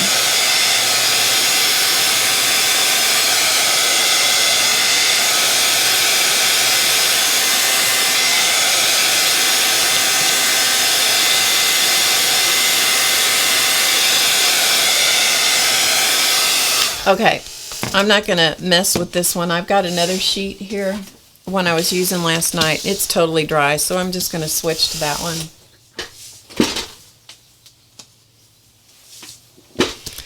And I'm going to put one more coat of paint on here, and for this I'm going to use the lemon zest.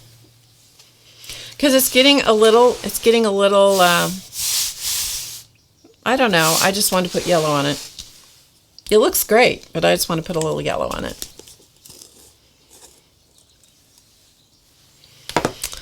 So I'm going to use a different brush just because that other one has purple and all kinds of other stuff on it.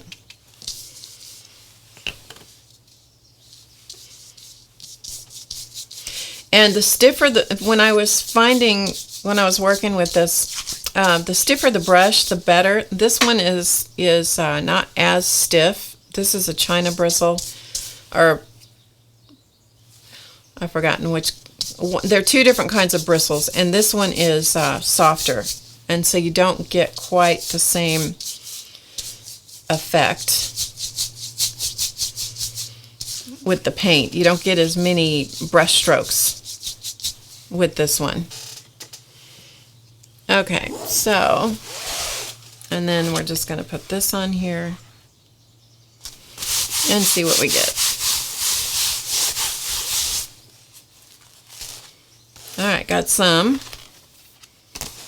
I got some. Sorry about that. Shoved it right out of the view of you. Here's a little more. I didn't put very much paint on this, so we may have to add a little bit more. Yeah, I think we're going to put a little more paint on.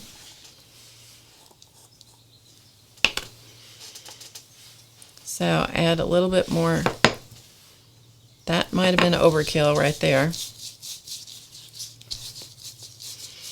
I'm not going to go over the whole thing. I'm just going to go over part of it.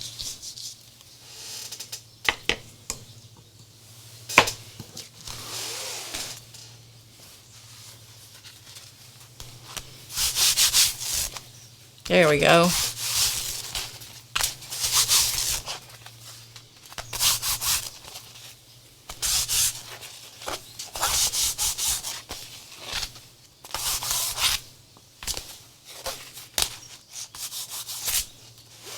But do you see how cool that is?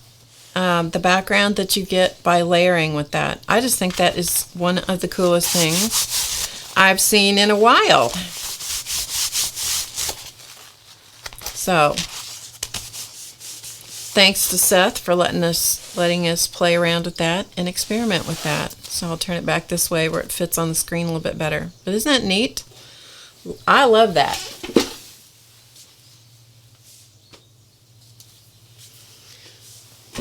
Okay, so I'm going to dry this.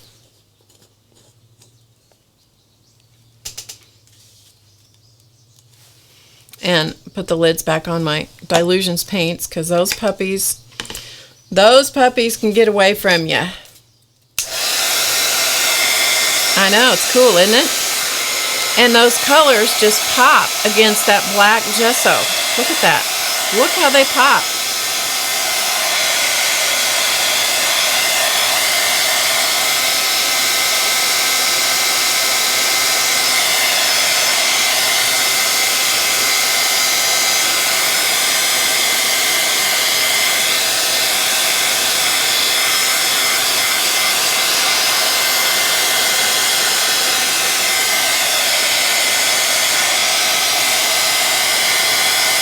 And when I'm doing this with my hand, I'm testing to see if the paint's still tacky.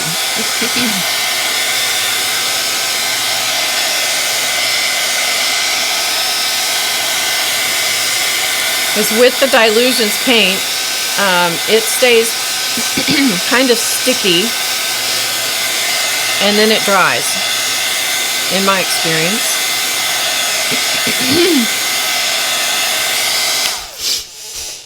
Okay, so that's pretty dry.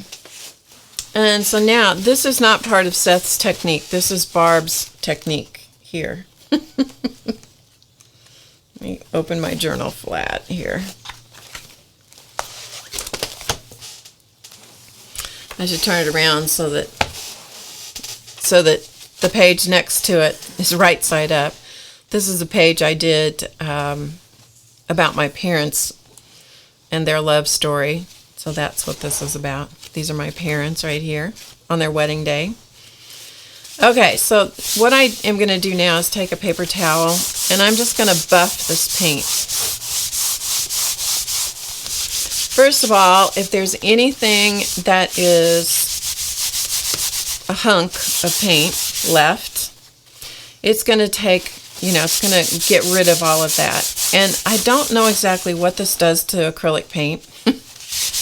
But it does something cool to it. I just love the way it looks. It changes the surface of the paint a little bit, which you guys probably will not be able to see, but I don't know. I just love what it does. So I'm doing it, whether you can see it or not. So this is just nothing but a paper towel, and you can see there's a little bit of stuff coming off on it, but not very much. And it changes the surface texture of it to this just beautiful smooth finish. So anyway, I like it.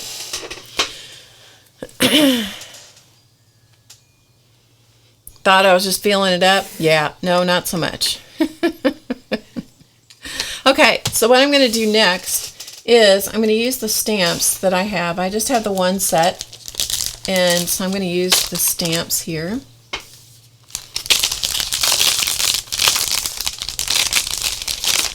And this particular set is from Impression Obsession, and this particular set is called Solar System, so that's the name of this set. And I'm just going to pick one. I'll go back to the landscape because it fits on the screen better, so you guys will be able to see it.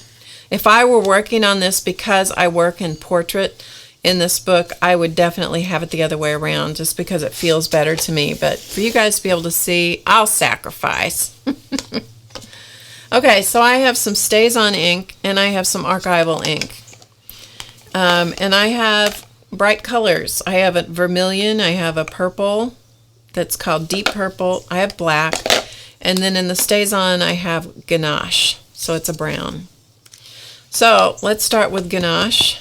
And some of these, they'll all show up to some degree, varying degrees.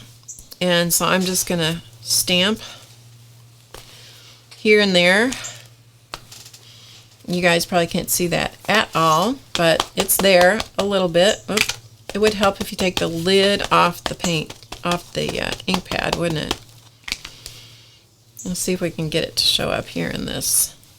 No, you're not going to be able to see it. That's okay. I know it's there. So, and then I just wipe these off. I figure if I wear out the stamps or rot the stamps from solvent-based products, I'll buy some new ones.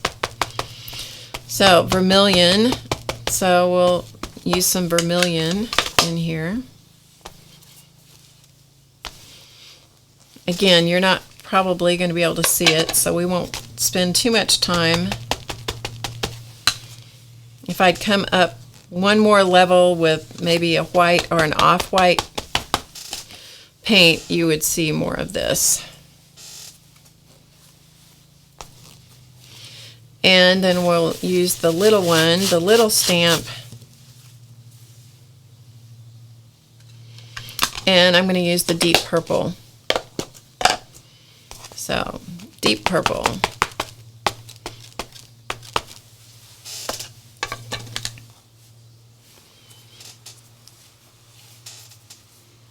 And then I'll show you this a little closer so maybe you'll be able to see some of the stamping. So just here and there, it just adds another layer of visual interest in the background.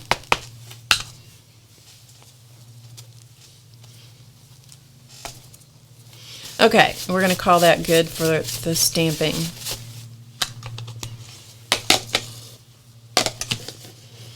Okay, let's see if you can see this up close. See if I can find some spots that you can actually see some of the stamping in. Right here, there's some stamping. Let me zoom in as close as I can get here. Okay, you can see one right there. That's one of the stamps.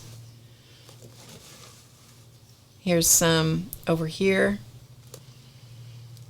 You can see some there. So you can see it's really quite subtle. You can see some right here. It's one of those in-person things. If you were looking at it in person, you'd see it a lot better. Hi, Annette. And here's another one up here. Okay? So there you go. All right. So the next thing I'm going to do is I'm going to go back to that ganache ink pad. And I'm going to go around the edges with it. So I'm going to come around here and I'm just going to use this kind of almost flat to the surface so that I'm getting, you know, kind of a grungy look and deepening the edges of the page.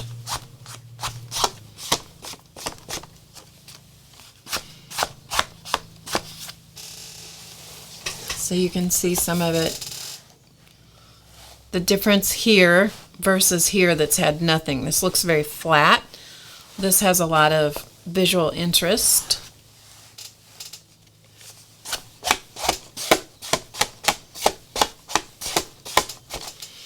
And then if you want to, you can take this ink pad and you can actually make marks with the side or the edge. You don't want to overdo anything. You just want to do, you know, bits of, because what you're doing is creating, his whole technique is all about layering. So you can see with the edge of the ink pad, I created some X's or crosses. And so that's what's going on there. Okay, now I am going to hit that with a heat gun just a little bit.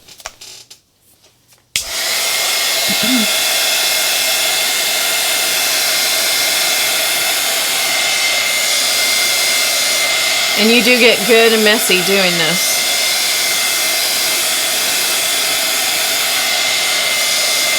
So it's a good idea to put on some sort of skin barrier, invisible gloves or something when you're doing this.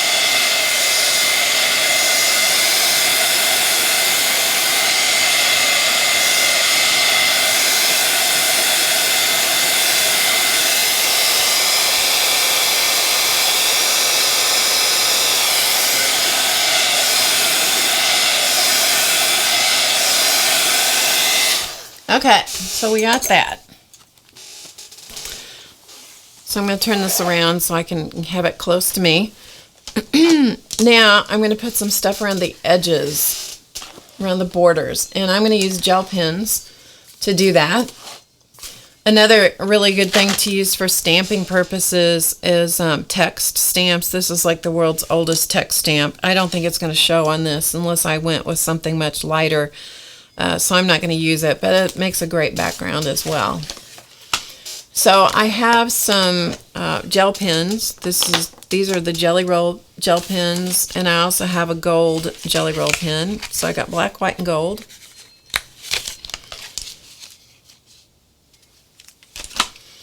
And then I also have some of the big brush pens by Faber-Castell, the Pitt Artist Pens, big brush style. Now the one that's different is the white one. It is different than the others. It's not really a brush. It's more of a bullet tip.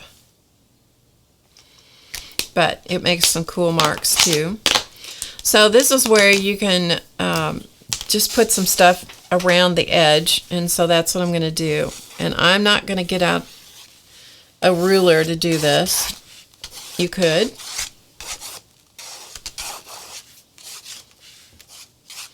And just put some marks around the edge. And then if you want to put some scribbles or some doodles. If you're a circle kind of person, you know, do that. Whatever you want to do. This is one of the places where he would tell you don't overthink it. And so that's all I'm going to do for that. The black isn't going to show at this point, so I'm going to leave it alone. I'm going to use the gold. I'm going to do the same thing. I'm keeping the borders kind of straight. You could do what you wanted, but remember this is kind of a grunge look, distressed look. So, keeping with that theme. Kind of graffiti-esque. I'm in no way professing to be graffiti artist by any means, but just a little something something to begin to edge it out a little bit. And I'm going to put a little bit more heat on it. Just make sure the gel pen dries.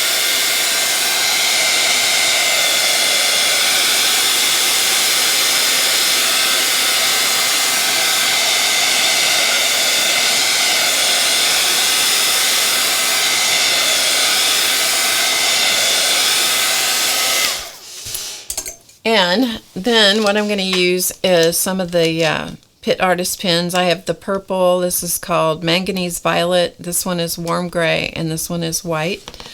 So let's use the white a little bit.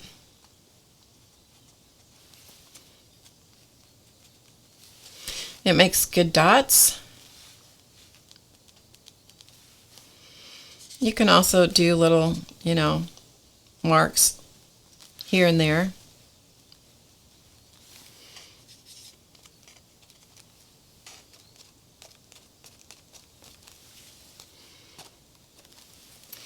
It's something to keep your eye moving around the surface.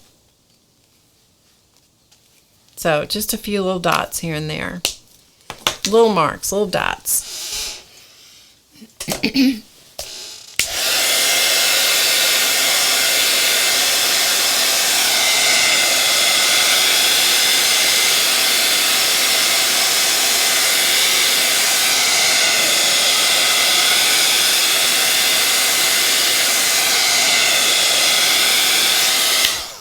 Okay, now if you want to add more color into it, it's got quite a bit of color going on, but if you want to add more color, you can take the big brush pens and you can add some additional color around the edge. So just put some color on there, and then before it dries, you can use your finger, if you do it very quickly, to blend the color. But this surface only has paint on it, and so it really this is India ink, and it penetrates very quickly. So you got to move fast with this baby.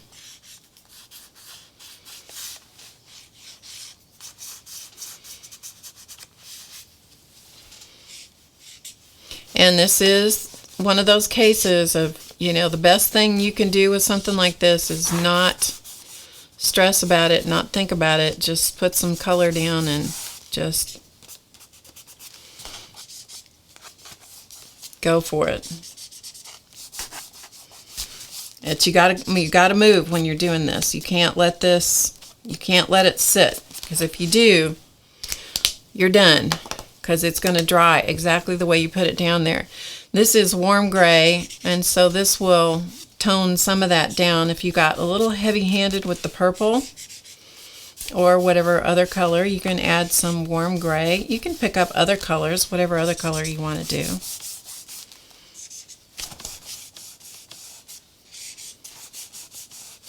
And if you've got something in the middle of this that you're afraid is going to be too much, you can always add some of that into it. But remember, what you're doing is creating a background, okay? This is all about background. And this is in however much time we've been working on that, which is not very long. That's our background. And now it's ready to go and do whatever else you want to do with it. And talk about yin and yang here. I mean, this is as placed and specific, and everything is very arranged on this side. And this, you saw me do this. This is just blep, blep, blep, blep, put it on there and go, right? So the next part of the process is to add collage. I'm not going to do this, but this is the same background with the same colors, and this has collage added on top of it. Just all kinds of weird elements put together. Try to make them cohesive. And so what this says up here is balancing act, and this puffin is balancing on top of this lighthouse. There's bits and pieces of stuff, like this is a piece of lighthouse that I attached here. This said, some say it's magic. Some would say it's magic. The blue jay is sitting on top of a bunch of buildings, and he's calling those words out. The lighthouse is in a pool of water with a whole bunch of ducks down here. And these that look like rocks, those are eggs. So those are eggs that I cut out and just put on here to balance color and so forth.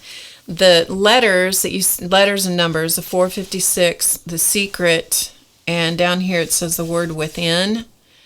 Those and even the dots, these are all through Seth's stencils, the Stencil Girl stencils. So I'm going to let you see this up close. So we'll look at it real close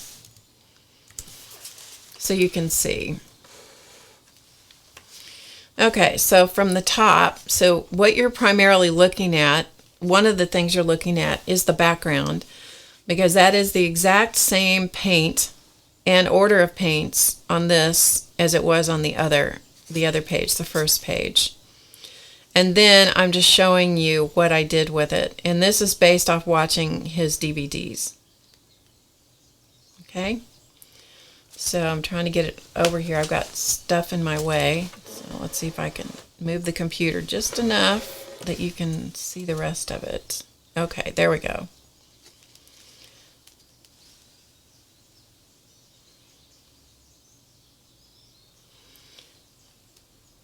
So you can see all different kinds of, you can see the stamping in the background. Right here, that's one of the stamps. This is from the stencil. A lot of details with gel pens. The collage elements are just from stuff I had in my files.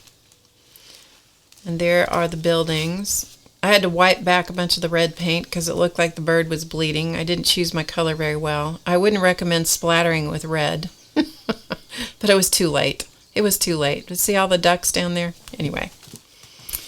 And there is the words. Some would say it was magic doing his balancing act.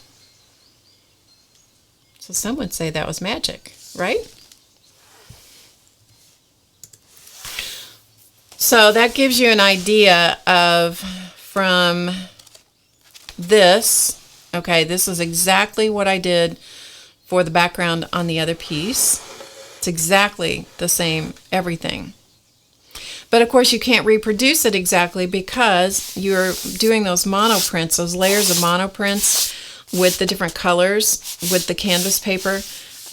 You know, you're never going to get the exact same amount of paint. You're never going to get the exact same color.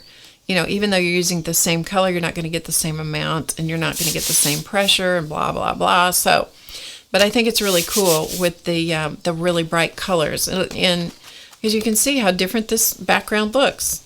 You know, same colors, same order, just looks different. So, anyway. Okay, so that was that. So I thought that would give you a little taste of his DVDs, and so I highly recommend them. I really do. I learned a lot. I learned a lot. So last week we did experiments with Ken Oliver's color bursts, and so I thought I would show you those bits and pieces when I got finished with them. Thanks, you guys. So here are the various cards when I got finished with them, so you can see what they look like. There is a blog post about this on my blog at HowToGetCreative.com, so you can go to the blog if you want to enlarge these and be able to see what they look like. You know, see all the details and stuff. I ended up using Chit Chat or Big Chat, what is it? Small Talk stickers, I think they're called, Small Talk, and put in some text because I can't seem to get away from words. So thanks, Dorothy. But these are cards, so these are all mounted. This was watercolor paper. This was what we did last week, so you can go back and see how we did this. I just was playing around with Ken Oliver's color bursts in liquid metals, and so I made them into cards. This was the one that, this is probably my favorite of all of them. I just love the way that that turned out. So this is another, like the first one, but you can't make them the same. The technique is just impossible to keep them, you know, recreate something twice. Oh, you got liquid metals? Cool. That's great, Melissa. Some of these, the black stems are embossed with black embossing powder. Some of them were just with black ink. Like this one is black ink, and so I went in and used a black gel pen and re-emphasized some of the black lines because the ink wasn't dark enough for me. But I created a whole bunch of cards, which was pretty cool. And this one, honestly, is one of my favorites because the black embossing powder stuck in some of the color burst. It wasn't completely dry, and I love the way that turned out, you know, and then it looks like it's raining on it with the liquid metals. So I really love the way that turned out. This was the piece that we did on duck cloth.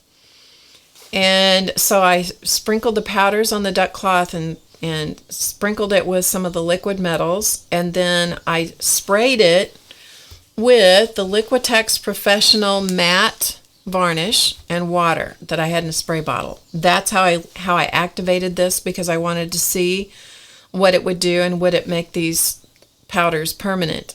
So once it was fully dry, I took a scrap, after I'd even covered this, I took a scrap of it and put it in water and let it soak for like 2 hours. And a little bit of the paint, the pigment came out, but not much. Yeah, Linda, I got it. And the reason that I have white, or these are silver dots, actually, this is silver Sharpie paint pen. The reason this has dots on this side and not the other side is so that I know at a glance that that's the front of the book. Because otherwise it drives me crazy to continually pick up the book from the wrong side. So if I picked it up this way, my pocket would be upside down. So I always try to put something on these little notebooks. This is a little Moleskine or Moleskine notebook, and I just glued it on the cover. But I always try to make the front cover different. So that's what I did on that. So surprisingly enough, this was remarkably stable. Very, very, very little of the pigment and color came out. So that is that. So that was the duck cloth treated with the Liquitex Professional Varnish. This was the sticky back canvas from Ranger.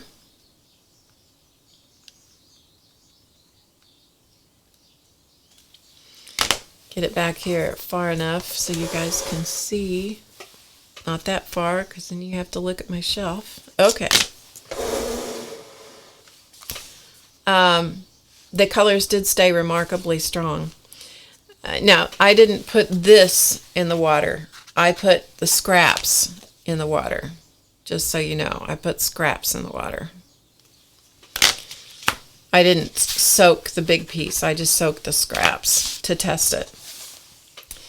Thank you, Muriel. This one, so I see Race has a question for you guys. You can answer his question in the chat.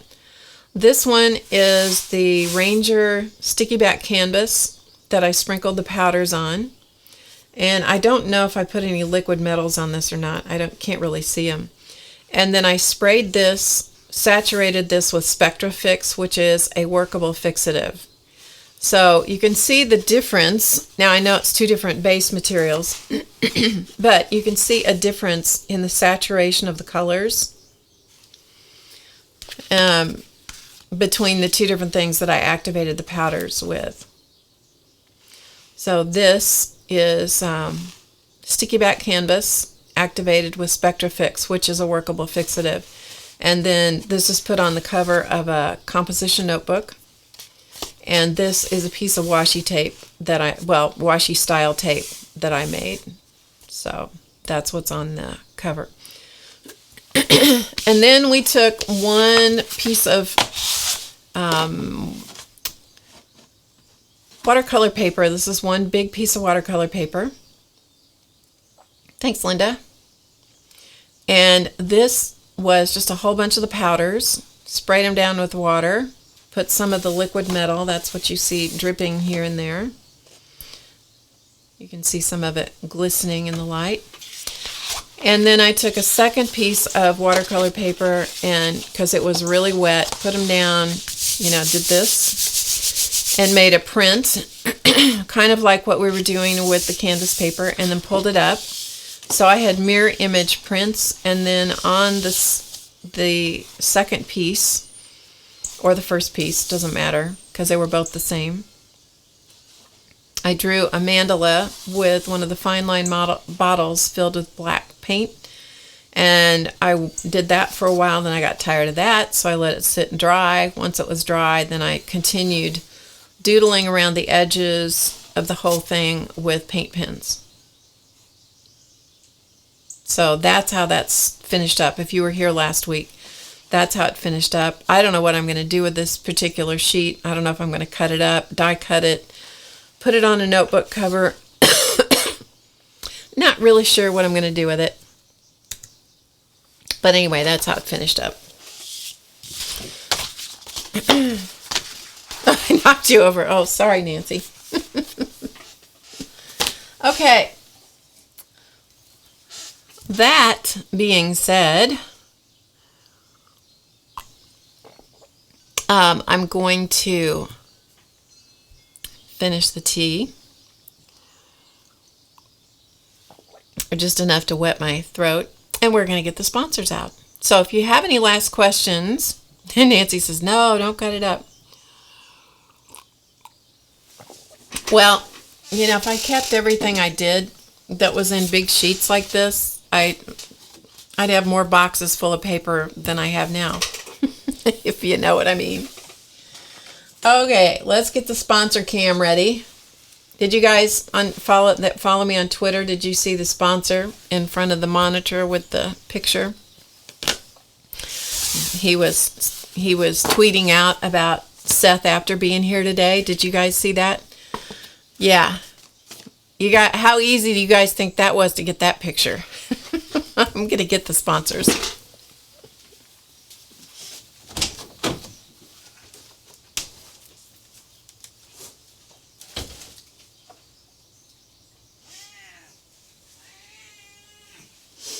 You coming up? You going to come see the world? Come on. Come on. Meow. Meow. Meow. That was quite a trick you pulled in there. Mm-hmm. You don't use Twitter. Come here, Charlie. You coming? Lie down so they can see you. Lie yourself down. Are you coming up? Are you so tired you just can't talk? He's squeaking. Okay, scooch up here so they can see your pretty face. All right, come here. You coming? Charlie. Charlie's very squeaky in the voice at the moment. He's very squeaky in the voice. Apparently he was very tired and he's over there laying down. Are you coming up? He's just sitting over by the door talking to me. You're welcome, Dorothy. Herding cats, Alice. Herding cats. Mm-hmm.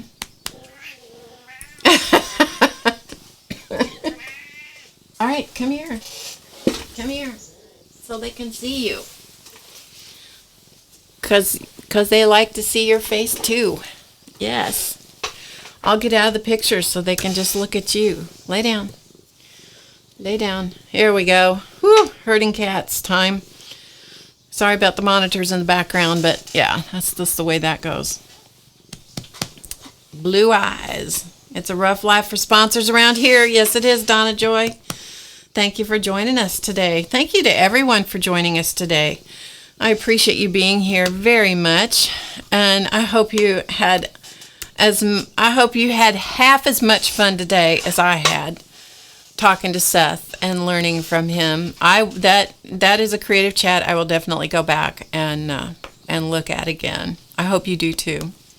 All right, we're gonna go. Thank you so much for being here. And we'll see what we do next week. You just never know what's going to happen here, folks. So you got to come back every week, you know. So remember to get creative today because you know it's easy. And we'll see you next time. Bye.